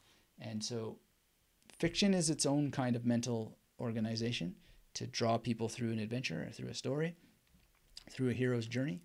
But nonfiction, even when it uses those elements, is a different kind of mental organization that I would have started with sooner, because you learn faster from that in ways that have, in most cases, real life practical applications. All right, so let me know if you have any questions in the chat. If that's all making sense to you, give me a hell yeah. And let's see, look through these chats, make sure I didn't miss anything. I don't think so. Super, super grateful that we have so many cool chats there in the background. Reclaiming Life says, writing nonfiction is an excellent way to establish yourself as an expert voice on a given topic. It's also quite simple to do, especially with the ability to put out press releases on your own. That's a great point. Yeah, I mean, now essentially you don't need a publisher. I mean, I don't need a publisher, and I flirt with the idea of creating a book for the traditional market, the traditional publishing market, but it's just not technically necessary. So I guess if we were going to add something here to follow up on this, is I would start a blog sooner. And you learn a lot from blogging, and you'll learn a lot about publishing from blogging. Now, when I was in university, well, even before, when I was in high school, I was a zinester. So I made a lot of zines. I learned a lot about creating the content. I learned a lot about setting it up for publishing in terms of layout and so forth, and then the actual creation of it, and then the distribution, and learned a lot about the postal system, and et cetera, et cetera, et cetera. But I still would give myself the advice to go with the traditional publishing route as well. And I did do some traditional publishing. This was in fiction, and that was cool, because I remember getting letters from people who had read my stories in these magazines, and it was great. It was great. But I would do it with nonfiction. It's for precisely what Reclaiming Life is saying here. And if I couldn't get published, I'd publish that stuff anyway. And then, yeah, press releases is something that you can do. Using Twitter is a press release kind of function in some sense, or your email list, etc. So great point. Also, to learn faster, I would research more before following medical advice. So a lot of people, they just follow what the doctors say. But if you're in university and you have medical issues, this is my advice to myself, but I would get second opinions. They always say, get a second opinion from the doctor. Well, I would follow that advice because I used to just, go along with whatever they said, and that sent me on many detours that I might have been able to skip. And I would have learned a lot faster if I wasn't taking medicines that turned me into a zombie or taking detours into the hospital for months, and in some cases that put me out of school for a year. And then my university career took a lot longer than it needed to because of this. And so I would certainly still continue to take medical advice, but I would just do a little bit more due diligence in researching before following it. And I would learn more as a result, not only because I'd be able to continue focus on learning, but I would learn from the process of second guessing, double checking the actual medical literature, develop the skill of reading medical literature, which is a huge bonus to have. And if you haven't heard the interview with Christine Till, we talk about why sometimes medical and scientific literature is so difficult to penetrate and how to develop the skills of doing it better. So you'll benefit from that. Many, many reasons, but ultimately you'll keep yourself healthier because you will learn about how to learn about your body and taking care of it. Reclaiming Life says, taking a 90% loss due to having a publisher hurts enough that it is something to reconsider before you do it. Yeah, great point. It really depends on what your goal is and how that you have all that set up. So you want to think about what kind of career you want to have, and does the book help establish you as an expert that drives people to be interested to your website, or is it really just a thing for your vanity because I got a this or that press book. Certainly the vanity stuff makes no sense, but if you're doing it for proper business reasons, then it totally makes sense. And you say learn herbalism and TCM. Well, yeah, if that's the area one wants to go, by all means. I have the smell of traditional Chinese medicine as we speak, and very interesting smells, to be sure. The other thing I would do is move to a different country sooner, and I was thinking this through, and back to the topic of applying for different scholarships and so forth. I remember the director of the English department telling me, he was like, it's great you want to do your PhD here, but you should consider going to at least another university in the country for another degree. Actually, this was for my BA, I think. And maybe it came up more than once, but he was really stressing how important it is to have more than one school on your CV. Now, I ultimately did end up getting a second MA at the European Graduate School in Switzerland, but it would have made much more sense to go to another country sooner for all of the reasons that we've discussed already, being accelerated by being in a different country. So you would learn another language, potentially. You would be exposed to many, many different people who would give you the opportunity to learn multiple topics through experience with them, and just things that you'll never bump up against in your hometown or wherever you've developed inertia. And you'd probably unlock parts of your brain, and you would certainly have way more memory palaces. And so that's the number one sort of thing, is in terms of having more memory palaces. So when I did finally move to another country, I moved to the country of Manhattan, which has oodles and oodles of memory palaces. And while I was in the country of Manhattan, I visited a lot of the other parts of the country of the United States, and man, there's tons of memory palaces that I created as a result. But I would do that, and I'd probably move to, if I were to do it again, a country that was warmer sooner, which the United States would serve that. But in any case, there's a lot of benefits to live in different places, and if you apply for scholarships, as I'm suggesting today, then you will have that opportunity a lot sooner because of the funding and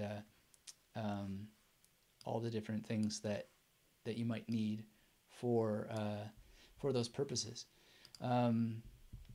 to actually make it work to be in a different country. So when I was in Germany, I was able to stay a lot longer because I applied for the Mercator from the Deutsche Forschungsgemeinschaft.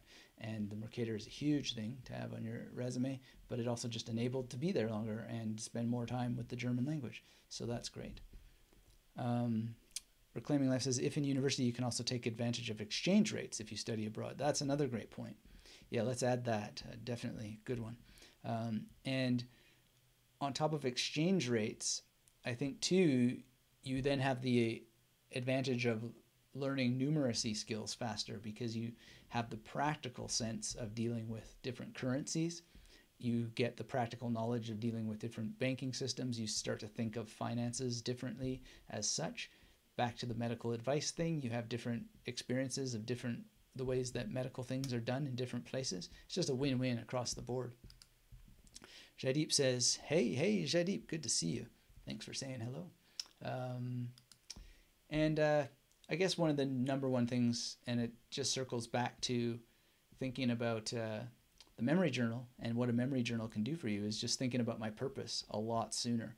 Having a proper purpose, something that was just a large goal moving towards. Now, I fortunately did have a pretty good one, which was to become a professor. And I had that all along from the moment I stepped into university because of how my high school dropout experience went. And, I was there, dropped out of high school, walking around, listening to CBC radio, reading the encyclopedia, basically having a self-education adventure, which was very profound. Highly recommend that to anybody. But my friends all said, hey, come to our graduation, graduate with us. And I thought, well, yeah, okay. And I went to the graduation, but when my friend Sophie's mom, who was a professor at York University, found out that I wasn't graduating, she gave me hell. And she said, man, you should be a university professor. What the heck are you doing? And she cajoled me into going back to university, which I did. And she convinced me, she dropped that seed that I'm the kind of person who should be a university professor. And so away I went back to high school. It was so embarrassing. I was so ashamed about it. But I think that if I in high school had had a higher purpose sooner, I never would have dropped out in the first place. And I would have taken high school a lot sooner. So that image of being a professor that had this vision of being able to share ideas, philosophies, and all that sort of stuff, it had to be implanted by somebody else, which for most of us is going to be the case. But the cool thing with the internet is that you now have all these people, you have access to them. Like you have access right now to ask questions, to be involved in a community, to hang around with someone who, is sharing what they're doing in whatever ways that they are. You can say, oh, well, I want to be involved in this. I want to move towards this, have this big vision. And then that vision will pull you through all of the many little things that need to get done because it's bigger than yourself. And so even in the roughest, toughest times that I had during the depressions and issues with just terrible, terrible things during university, I was able to get there. I was able to get there because of having this vision that pulled me through it all. And it changed. I got to the other side, got to be a professor, and then, still remained a professor by ultimately doing what I do now as professor of memory.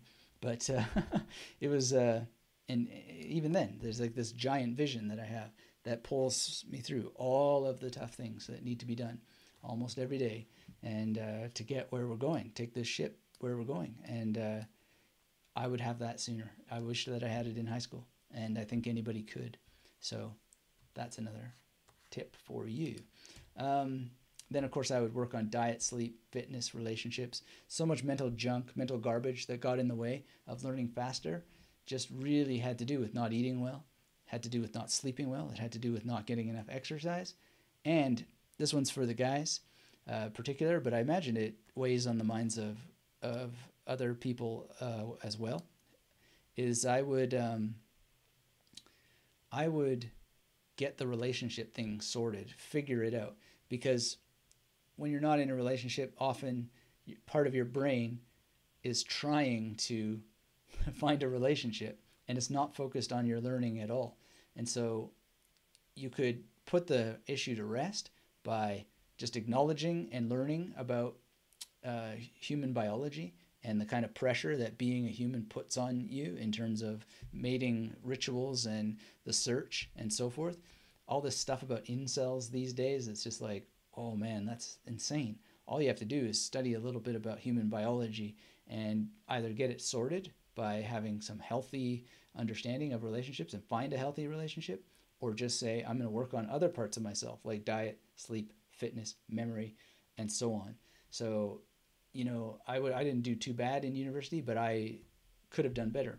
And the way that I solved some of those problems with relationships was not exactly optimal, although I don't have any regrets in some cases. But you can learn a lot about it, and I highly recommend that people spend some time figuring out the relationship angle and getting health around that, especially when it comes to your diet and your sleep and all that stuff. Because even if you optimize your diet and your sleep and your fitness and your memory and you meditate and all that sort of stuff, the relationship thing, if you're not in a relationship or if you're in a bad relationship, can take up so many hours of thought and so much brain energy and so forth. And a lot of people never think about it. They never think about just how much is being robbed by your brain. Like, your brain is an energy consumption device. It's consuming energy, and a great relationship can fuel it with energy, or a bad relationship can rob it of energy. Not having a relationship or having goals around the kinds of relationships that you want robs it of energy. But if you just set some simple goals, put a vision statement about the kind of relationships you want, everything from friendship to romance, you can put a lot of that misery to rest very, very quickly. And I would have done that better. So it would help me learn a lot faster because my energy would be directed at the right spot. Looks like we're going to get an alarm here. They're going to test the fire alarm. Anyway, moving forward. Reclaiming Life says, have you read the book Steal Like an Artist? I have not, but it looks like it's very good. Oh, sorry guys. Our attention. This is a test of the fire alarm We're system. live. It's real. No action is required. No action is required. This is a test only. Please disregard all tones. This is a test only. It's a test only. We don't have to leave. Sorry guys. This cannot be planned. It's going to hurt. Here it comes. It's going to happen again, I'm sure. Anyway. Woo! Emergency. Let's have a pause here. I'll come back. I don't know. I think it's done. All right. So the next thing I would do, sorry about that, guys, is I would read Steal Like an Artist, as Reclaiming Life is suggesting, and then I would work on meditation sooner. Now, I had many opportunities to meditate and practiced meditation quite a bit, but absolutely would have gotten started sooner, and I would have realized one sort of thing sooner, which you can realize now, which is that there are multiple kinds of meditation, and they're not all about sitting just to sit, and they're not all about necessarily using your mind. So I got locked into a lot of conceptual meditation practices at the expense of experimenting with and benefiting from more movement-based meditations and more, let's say, numerical-based meditations. So if you missed our webinar on that, there'll be an opportunity to talk about different kinds of meditations again in the future, particularly when the new book comes out. But I might do another webinar on that topic again. But I would get it sorted because meditation is so powerful. There's a reason why every time you listen to the Tim Ferriss podcast and so forth that meditation, he always points out that the most successful people are people who meditate. And no doubt, because it's again the mental organization and focus and so forth. The more that you are clear and focused and you have meditation tools to help with mental organization and focus in the moments when you need it, the better off you are. The more you can focus on information. You can just focus also on the things that matter. You don't get caught up in all of the little things that don't really matter. If you do get caught up in it, it doesn't last nearly as long. So it's very, very important. And Reclaiming Life says, walking meditation is my favorite. Yes, I love walking meditation as well. I have an episode about that on the Magnetic Mirror Method podcast. So highly recommend anybody get into this. And multiple forms of meditation. And I would read more about meditation sooner than I have, and not be so convinced that I knew as much as I thought I did. For sure. I'm very glad I'm a scientific-minded person, and I'm still a scientific-minded person, but I would have been perhaps a little bit more forgiving of things that are less than scientific. All right, so that has been today's presentation. I hope it helped you find some ideas about how to learn faster. And if you would like more mental organization, I would ask you to consider a little idea that I had about how you can become more like a human Google. And so there's a little quick tutorial for you at magneticmarymethod.com/HG. Going to do a bit of mailbag. And if you have questions while you're on the call here, just pop them into the chat. Let me know.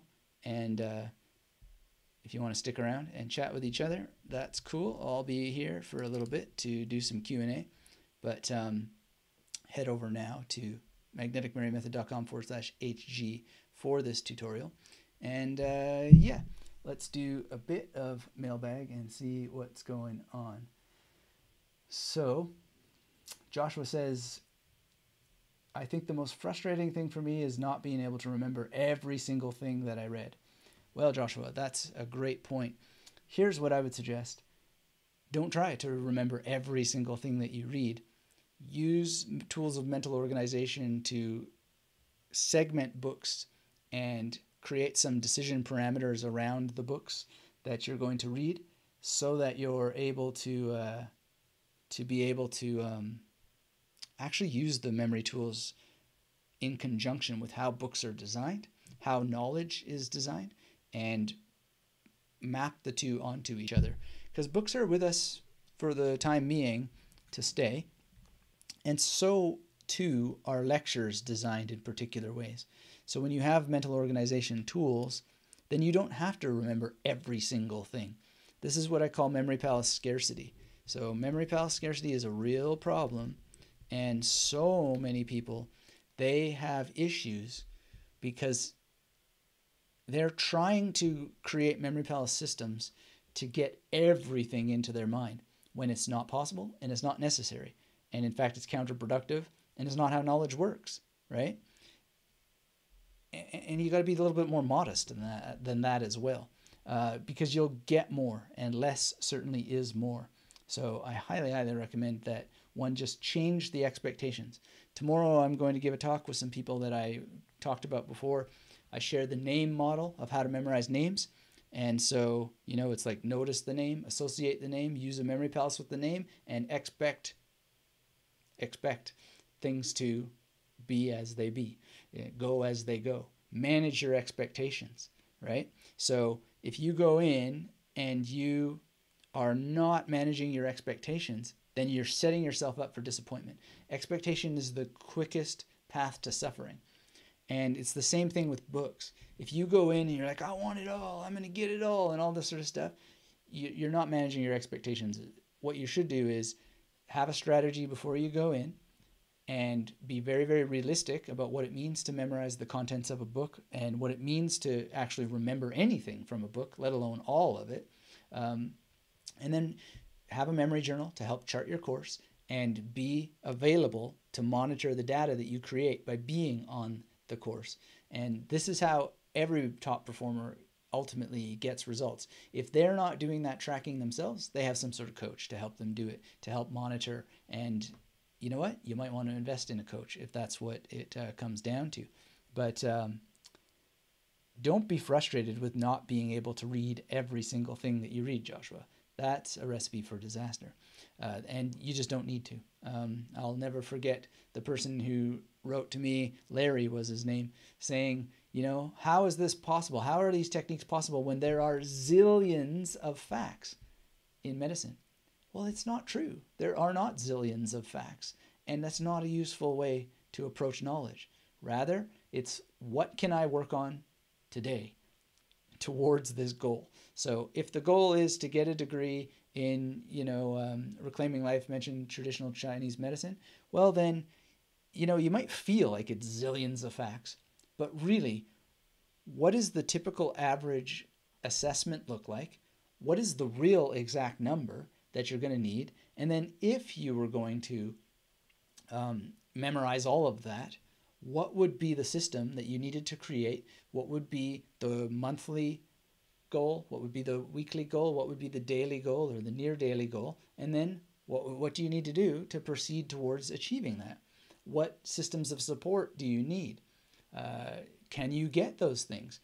Start answering those questions, and you will find that you have more resources than you would ever need already with you if you would just figure out a better way of describing what it is that you need to do. So thank you for that, Joshua. A really great comment in the email there to work with, and I hope that it helps some of you listening to this. If you're just joining us, hit the thumbs up. Let me know where you are in the world and in the chat, and post your questions. We are doing some Q&A and mailbag here.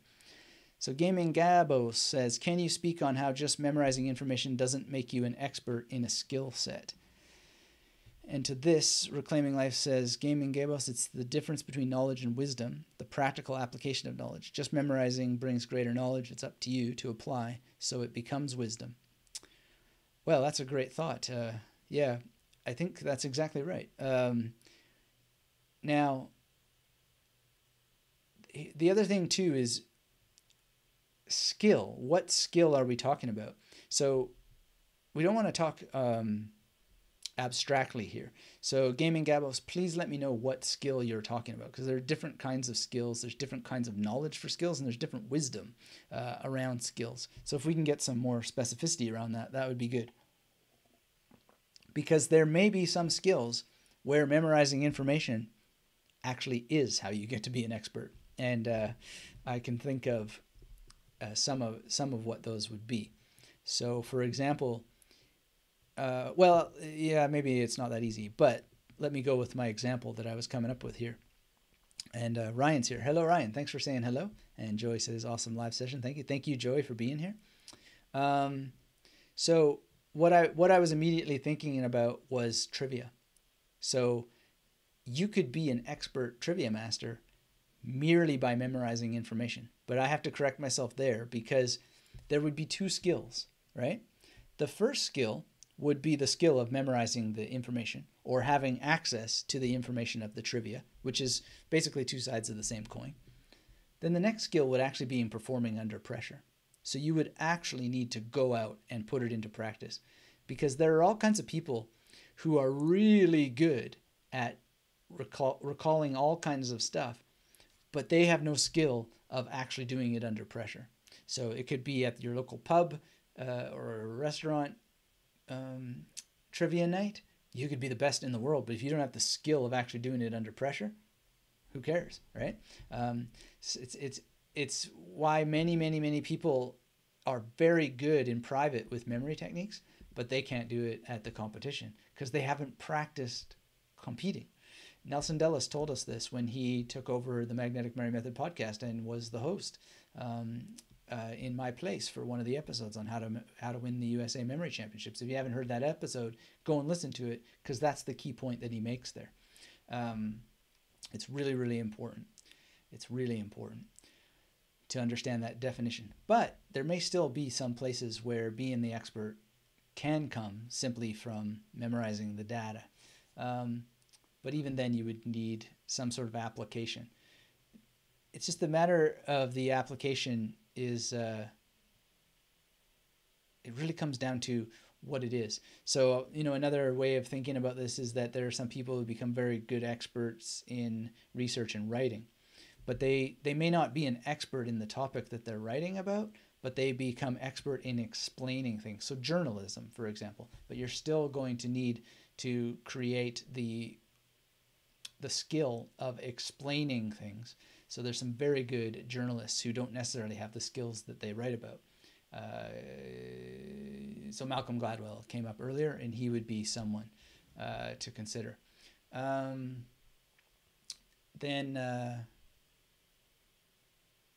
Yeah, well, anyway, let's leave it at that until that Gaming Gabos gives us an example of what he's actually talking about.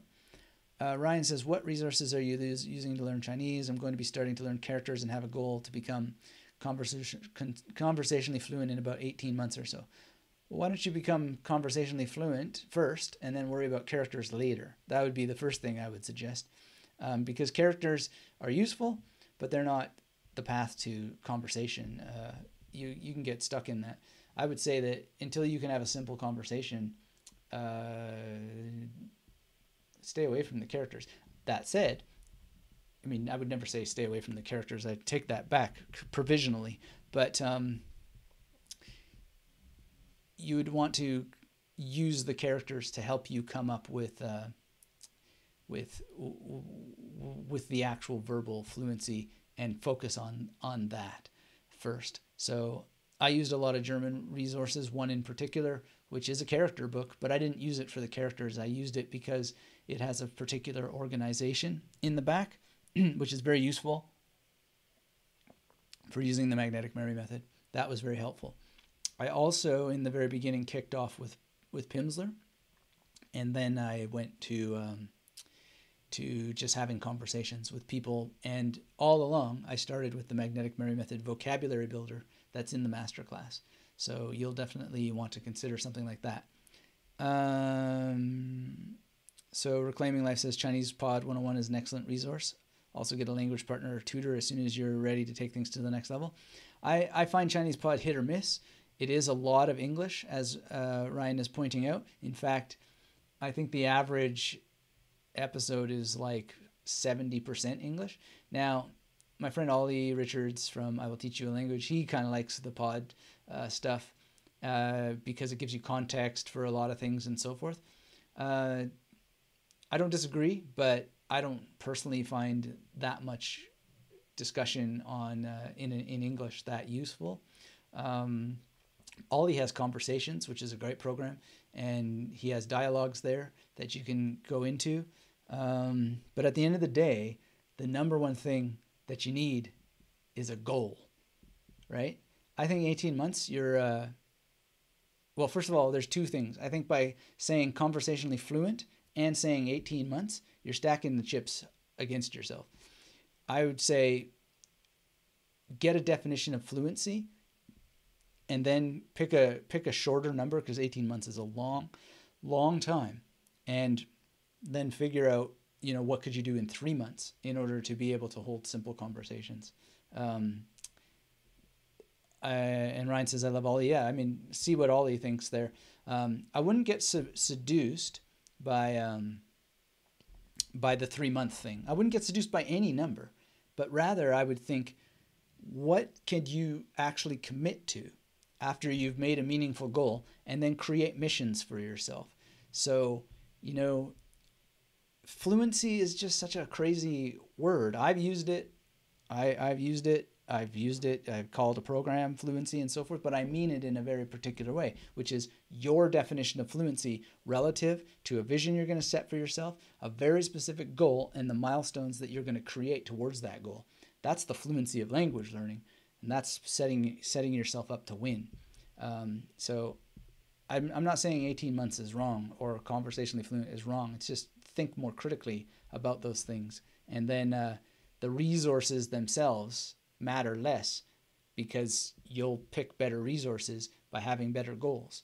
And those goals will guide the resources. Nobody can really tell you 100% what exactly you should focus on. It's more setting yourself up to win by having goals. So Joey says, wonderful philosophy regarding memory and learning, memory scarcity and efficiency. Thank you, Joey. Yeah, thank you for noticing those parts of our talk today. Ryan says, I'm considering going to China to teach English for about a year. Go to China. It's amazing. Oh, man, it's crazy. You'll love it. Where in China do you want to go? Reclaiming Life says, in the lower levels. Yeah, it does. You're right. That's true. So, I mean, again, it's like pick your battles. I'm not saying don't go through it. I have, but and with multiple languages, I've just for research gone through many of them. And at the end of the day, it's that kind of thing. Like, do you actually like the people you're spending time with? I think they dumb things down quite a bit. It's kind of Mickey Mouse. I don't have time for like, let's feel good and have an adventure today. Although I would say that some of the I think they changed them now, but the original Chinese pod people, they were a lot more fun. The new ones, at least the ones that are doing the marketing, are a little more dour and serious and kind of, I don't know. So I don't know if they've changed the whole program or not. In any case, I don't want to be down on it, but it's just not my favorite. More Chinese resources. Yeah, that would be, in addition to actually going there and having a real goal, that would be it for sure. So you're going to go to Beijing. Where have I gone? I've gone to Beijing, and I took the train all the way down to Guilin. I was in Guilin to teach memory there, and had a lot of great times there. The only thing that speaks against, I don't know the other two cities, I haven't been to them, but the only thing that speaks against Beijing really is the pollution. So I'm particularly sensitive, and that just got to me.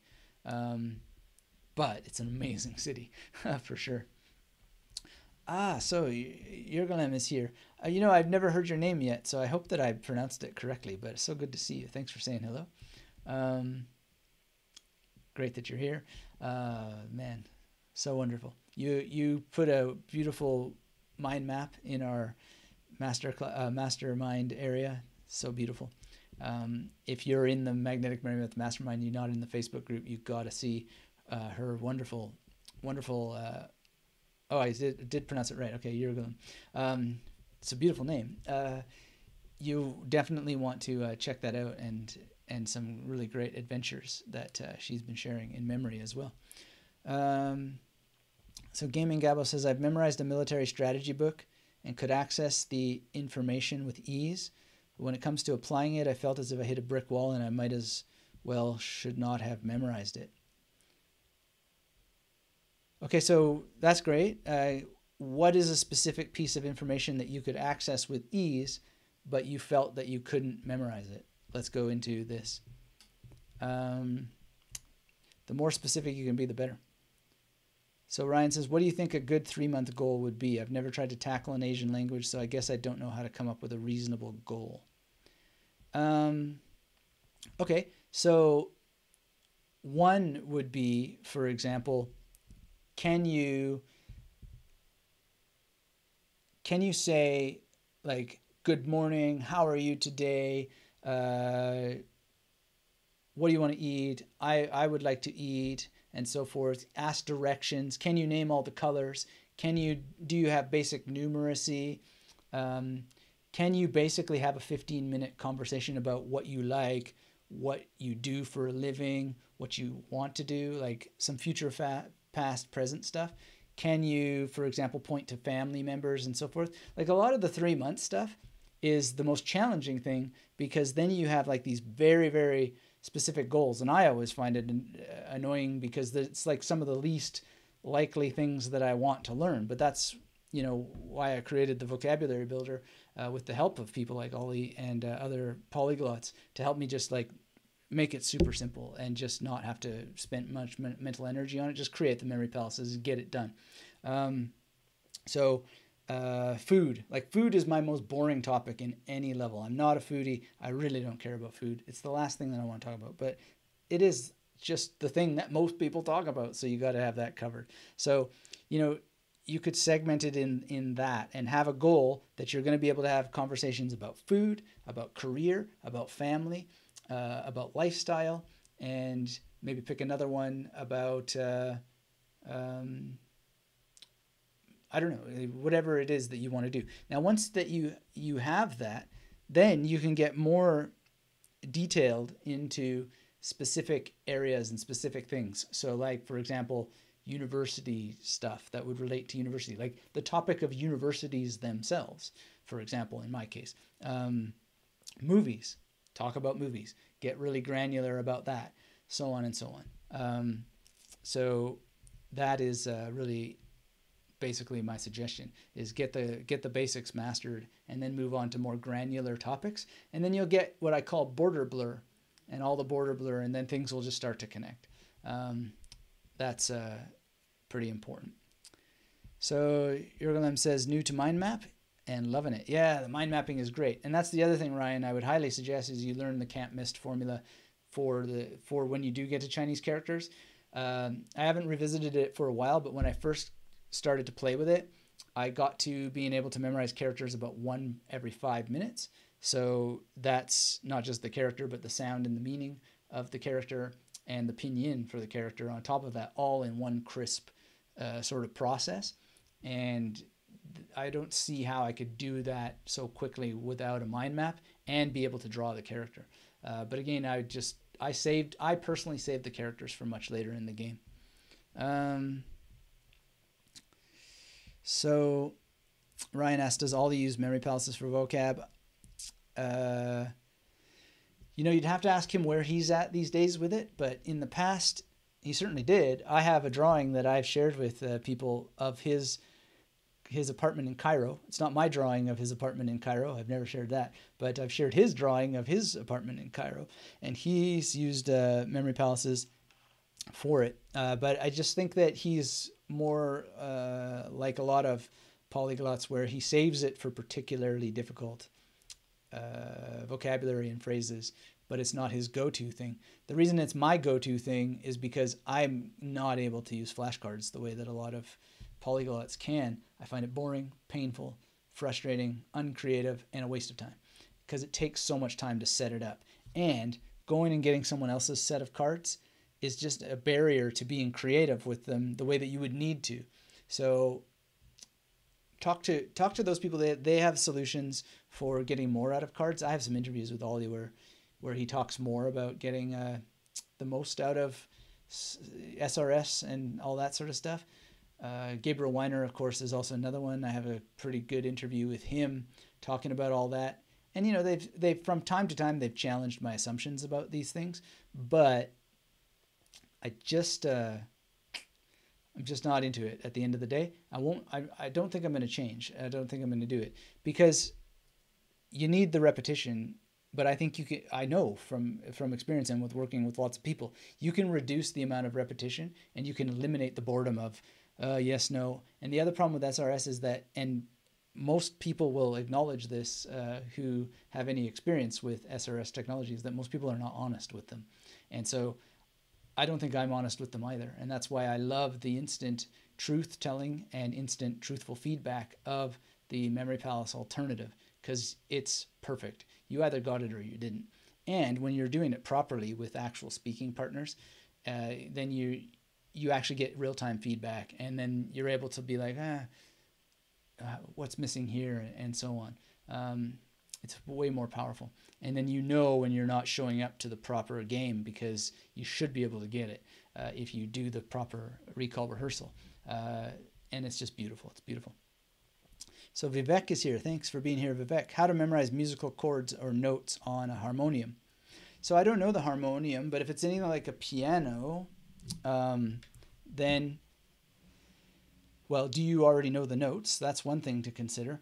One of the things that you can do is if you have a 00 to 99 PAO is then you can just give a new number to every key. And then because you have a number on every key, like let's just talk piano, right? Let's say you got an 88 hammers piano. Little 88 hammers is a little in joke, I guess, for people who know pianos. But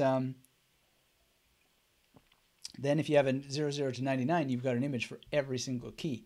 And then if you have a chord, well, then you can think of the name of that chord, use the numerical 00 to 99 to assign 3 or however many notes that chord would have, but let's just say it has 3 notes in it, and then get them involved either in a memory palace or using the keyboard as a memory palace, and then go from there. And then in terms of individual notes, sort of a similar different process, but let's say you needed a scale or you were doing a particular phrase. Well, then the same thing. Every key would have a number, and then you would use your 00 to 99 to figure that out. I know more about this on guitar than I do on piano, but that's basically how I would go about this.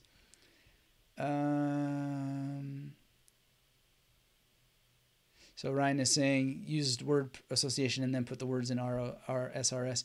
Yeah, I mean, if it works, then by all means. If not, Yeah, I just can't spend the time on building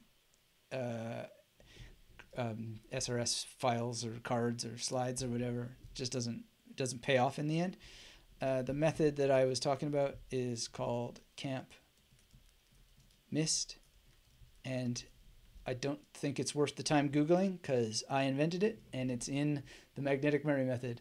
Although I got to give my shout outs to Tony Buzan and to Phil Chambers for what I've learned about mind mapping from them. I would not recommend learning mind mapping from anyone else than them. But, for this particular purpose, I get into the broader scope of things and highly recommend that you supplement it with their training. But you'll need it.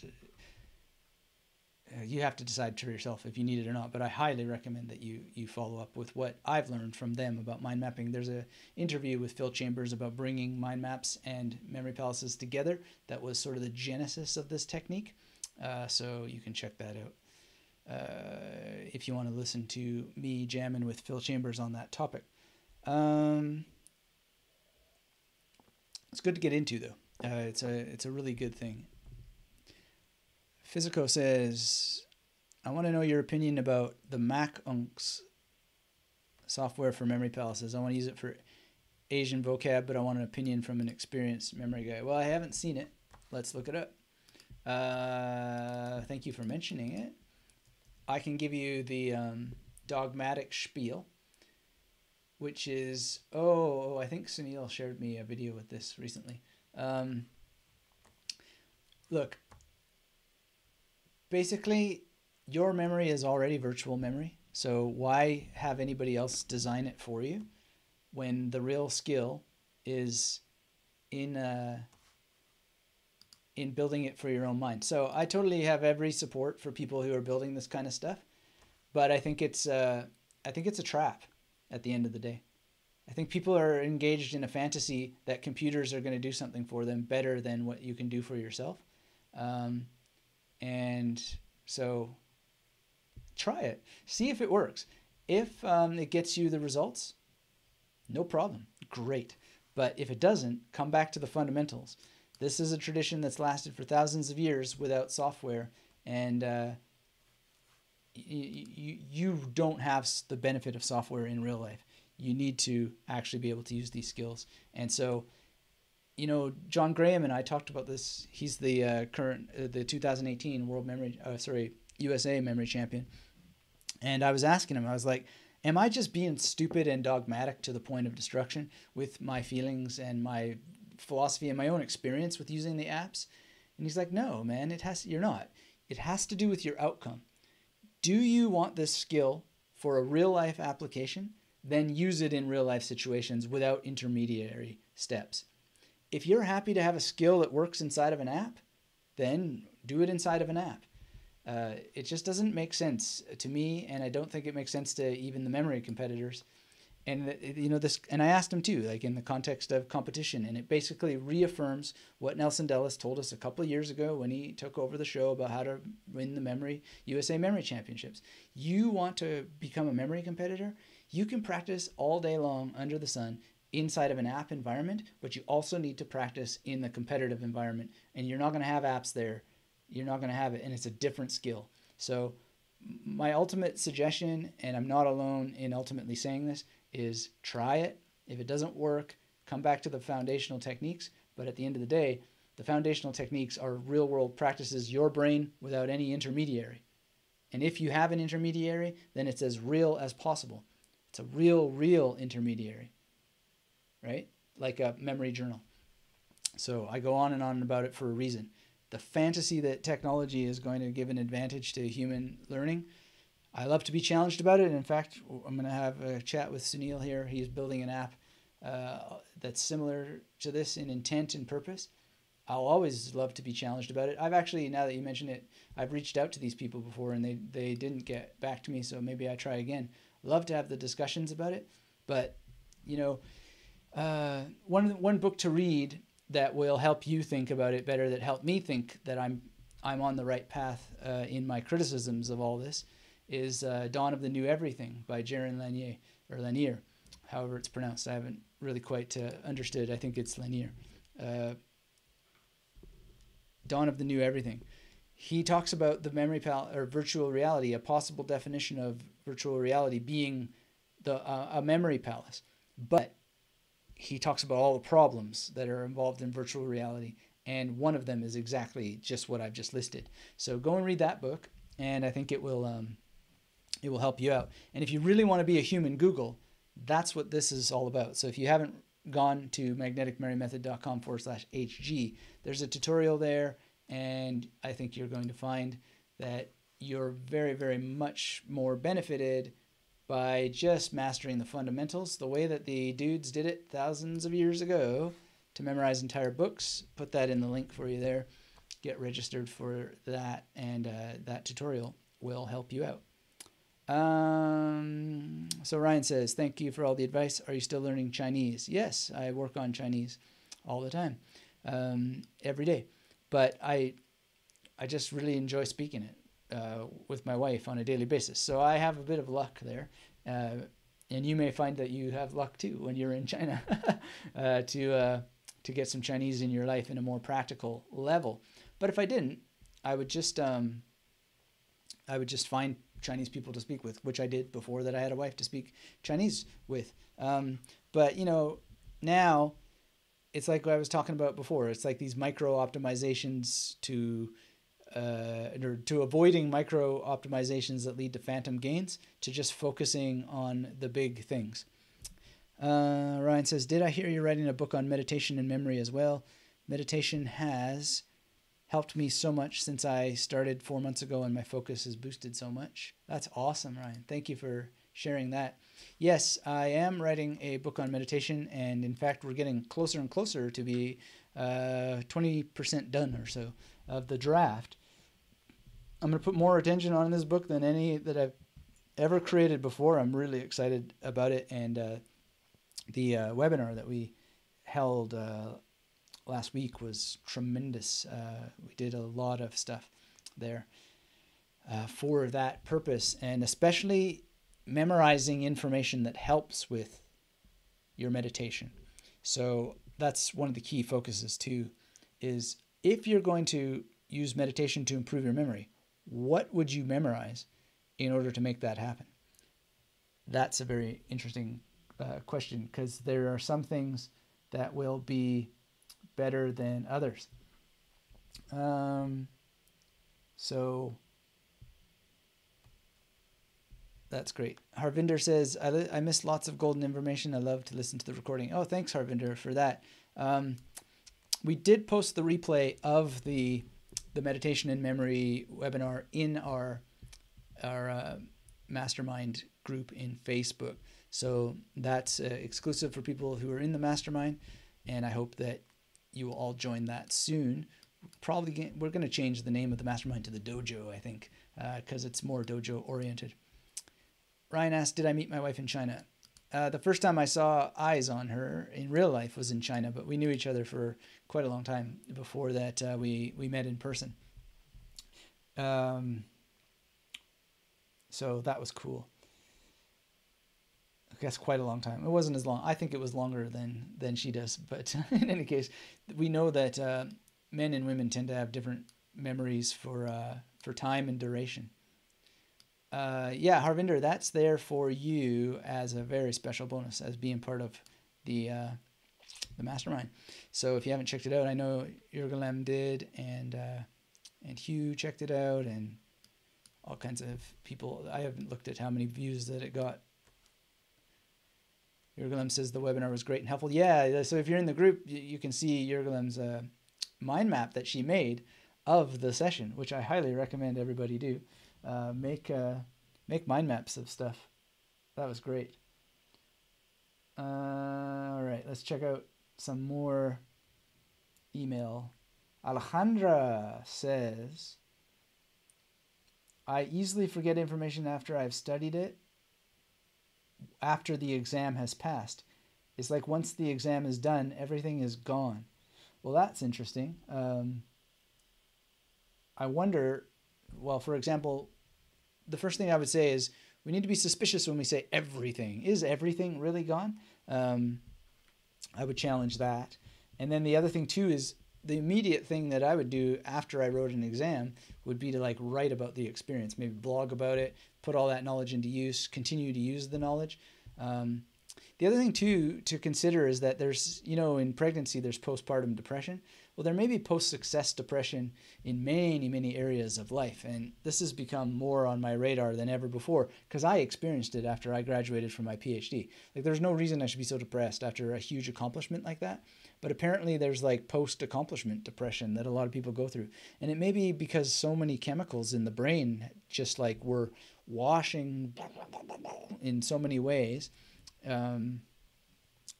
So something to consider.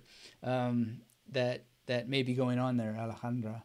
Hopefully not, but it could be the case. And then I would just put all that information into use, continue to put it into use. And if you have it in memory palaces, then the greatest thing is that you'll use them to get it into long-term memory, but then you actually can develop it and use that memorized material to develop new ideas. So that's really the answer there. Consider those two things. Ryan said, I've only been using mindfulness meditation using technique of noting and body scans. Have any tips of what to experiment with next? Oh yeah, there's a whole masterclass on that, what to do next. Basically, we're not going to cover that right now, but read Happiness Beyond Thought by Gary Weber. This is a killer book. So that's what I would do next, just to give props to one of my favorite teachers. Gary Weber is amazing. And order the physical copy. Yes, you can get that book for free digitally on the internet, but I think you'll benefit from it a lot more. Even if you're going to China, this should be in your suitcase for sure. For sure. Above all else. And your memory journal, of course. So Ryan says, yes, I just finished my BS in physics last June and felt depressed after and had no clue why. Yeah, it's weird. Something to look out for, though. Post-success depression. All right, let's see here.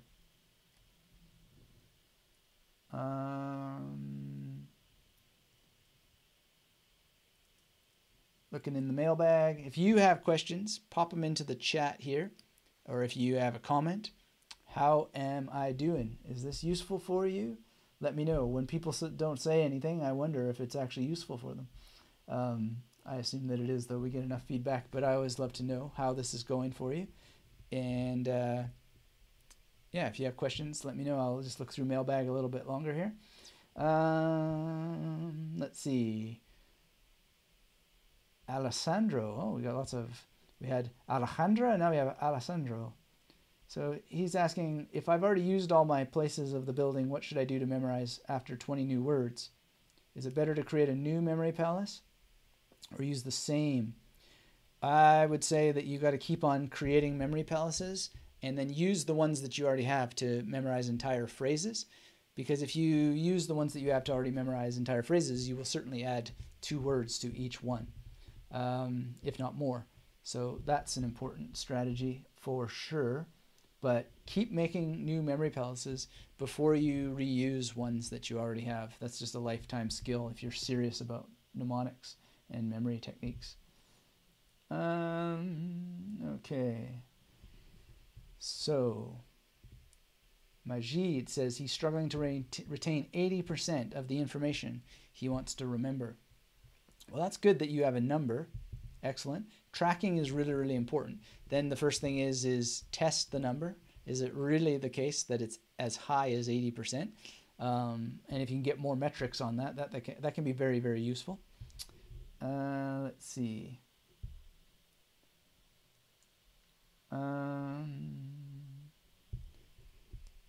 So Ryan says, what do I think of Steve Kaufman's advice on an input-based approach to learning a language? He doesn't seem to talk about memorizing words too much and says you'll learn a lot through a lot of reading. I haven't actually seen that specific advice, but I generally hold Steve Kaufman in great regard. But it all comes down to,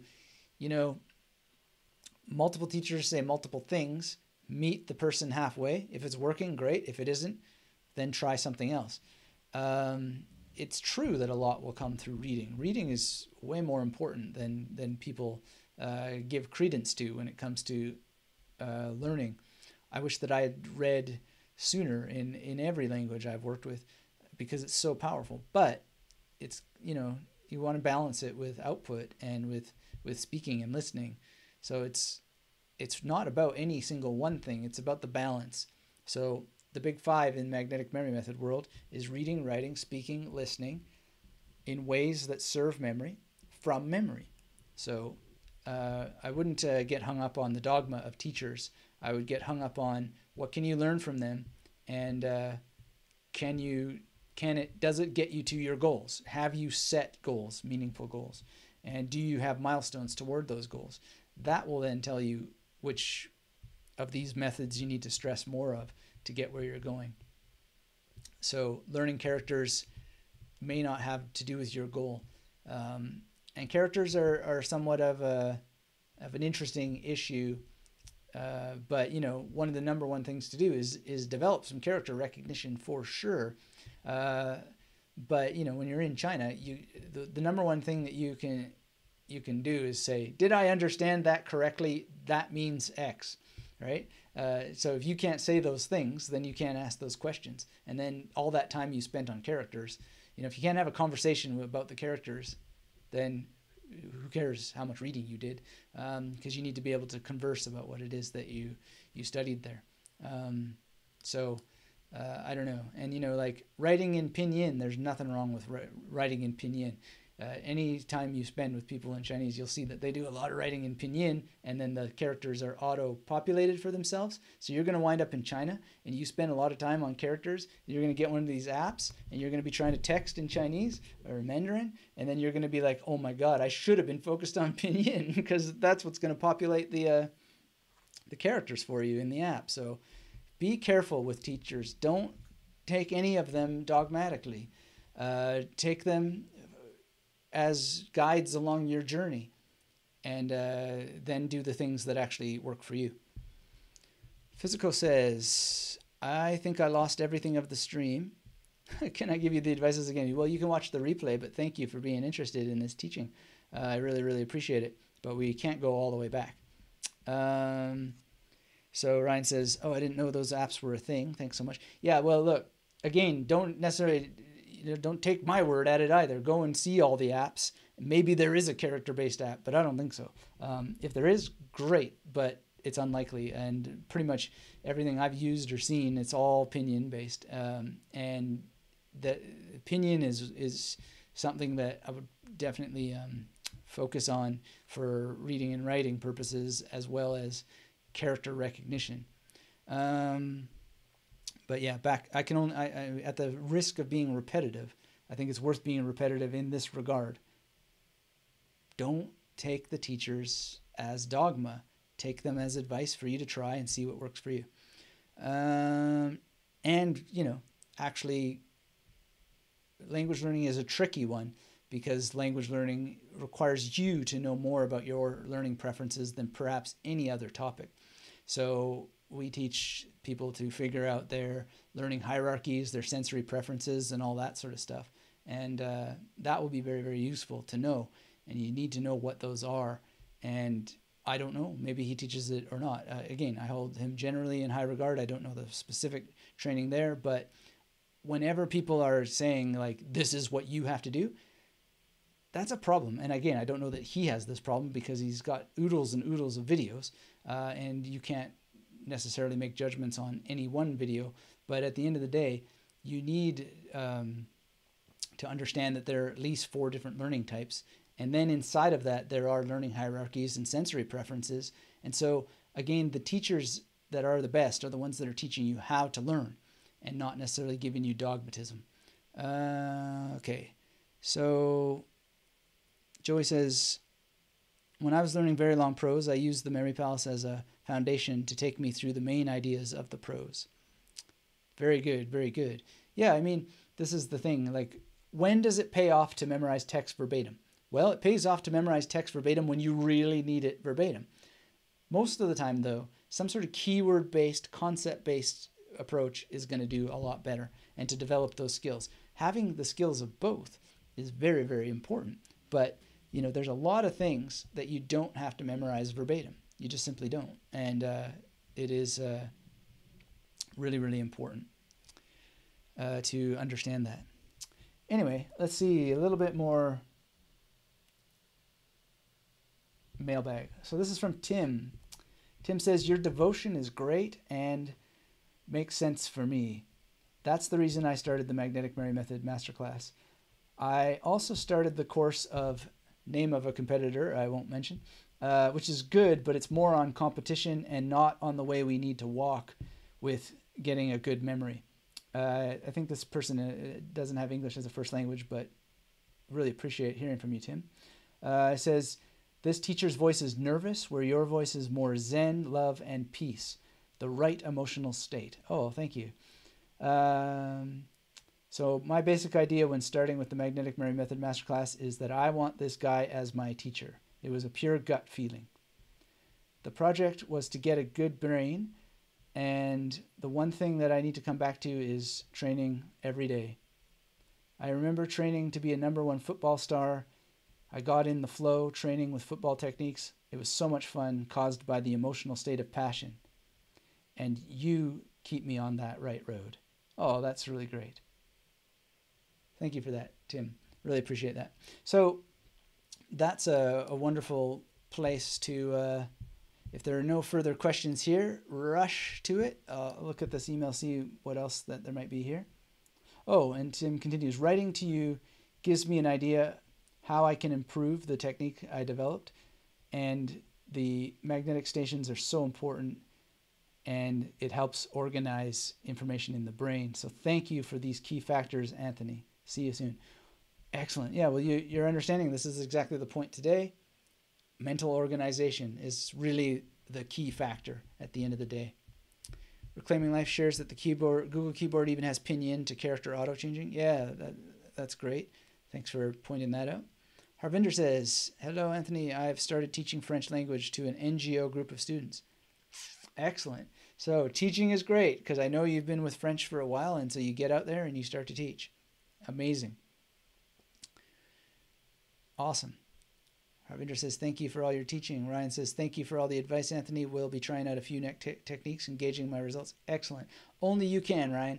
That's the end of the day. You've got to get in there. You've got to dive in. You've got to actually be the captain of the ship of your own learning. And always keep in mind that, the teacher who's teaching you how to teach yourself is the one that will probably do the best. I remember Mr. Esdale teaching me that early in high school. I wish I had paid more attention back in high school. I remember my doctor father, as they say in German, my PhD supervisor. He was always making sure to help me avoid learned helplessness. Learned helplessness is such a huge thing. So many people fall into its ugly snare. And you got to get out of it. You got to get out of it. I hope that what we've covered today has helped you learn how to learn faster. Learn how to teach yourself to learn faster. If you missed the beginning, maybe go back and watch the replay. And if you want to learn the 3 simple steps to becoming a human Google, how to tap into your brain's secret search engine to effortlessly learn a new language, master complex terms, and memorize anything you want, go and learn how to become a human Google at magneticmemorymethod.com/HG and check that out. Let me know if you have questions about it. And yeah, it's really great pleasure and honor to be with you all here today. Jurgelem says, thank you so much for all your help. Thank you, Jurgelem. I'm excited to record our podcast interview in the very near future here. I'm going to go and get prepared to have a podcast interview with Sunil, who is in the Magnetic Memory Method Mastermind with Jurgelem, and going to do some more features with students. If you haven't heard the one with Jesse Villalobos, check that out. Hoping to get Michael Swain on a recording soon as well. Christian Fitzharris, we recorded a great one. He has the Brain Games recording. So excited about that. Reclaiming Life says, another great live stream. Thank you for how personal and practical you make everything. Well, thank you for being here, and thank you so much for your support. And I don't know if you got that email I sent you thanking you for your undying support previously as well. I really hope that it did reach you, because I appreciate it very much. And and wanted to take out a little bit of extra time to say hello and thank you that way, and hope it got to you. But I had a great time today, and I do hope that we'll see more of you soon. And there's my mouse looking on my head there. Hopefully we'll figure out how to get rid of this in the future. But I'm very grateful for all the technology that we have to play around with to make this as it is. I would love any feedback that you have, because a lot of time and energy goes into optimizing this stuff, get it right, and I'm always curious if it actually makes it any better for you all. And stay tuned if you are interested, to your email box if you receive emails from me for something coming out in the very near future that I think you're going to enjoy. All right, so thank you again, everybody, for the time today. Come visit me at magneticmarymethod.com in general, or if you want to get this human Google training, go to magneticmarymethod.com/HG and learn how to become a human Google. And we'll talk to you all real soon. And until we do, keep yourself magnetic. Bye-bye.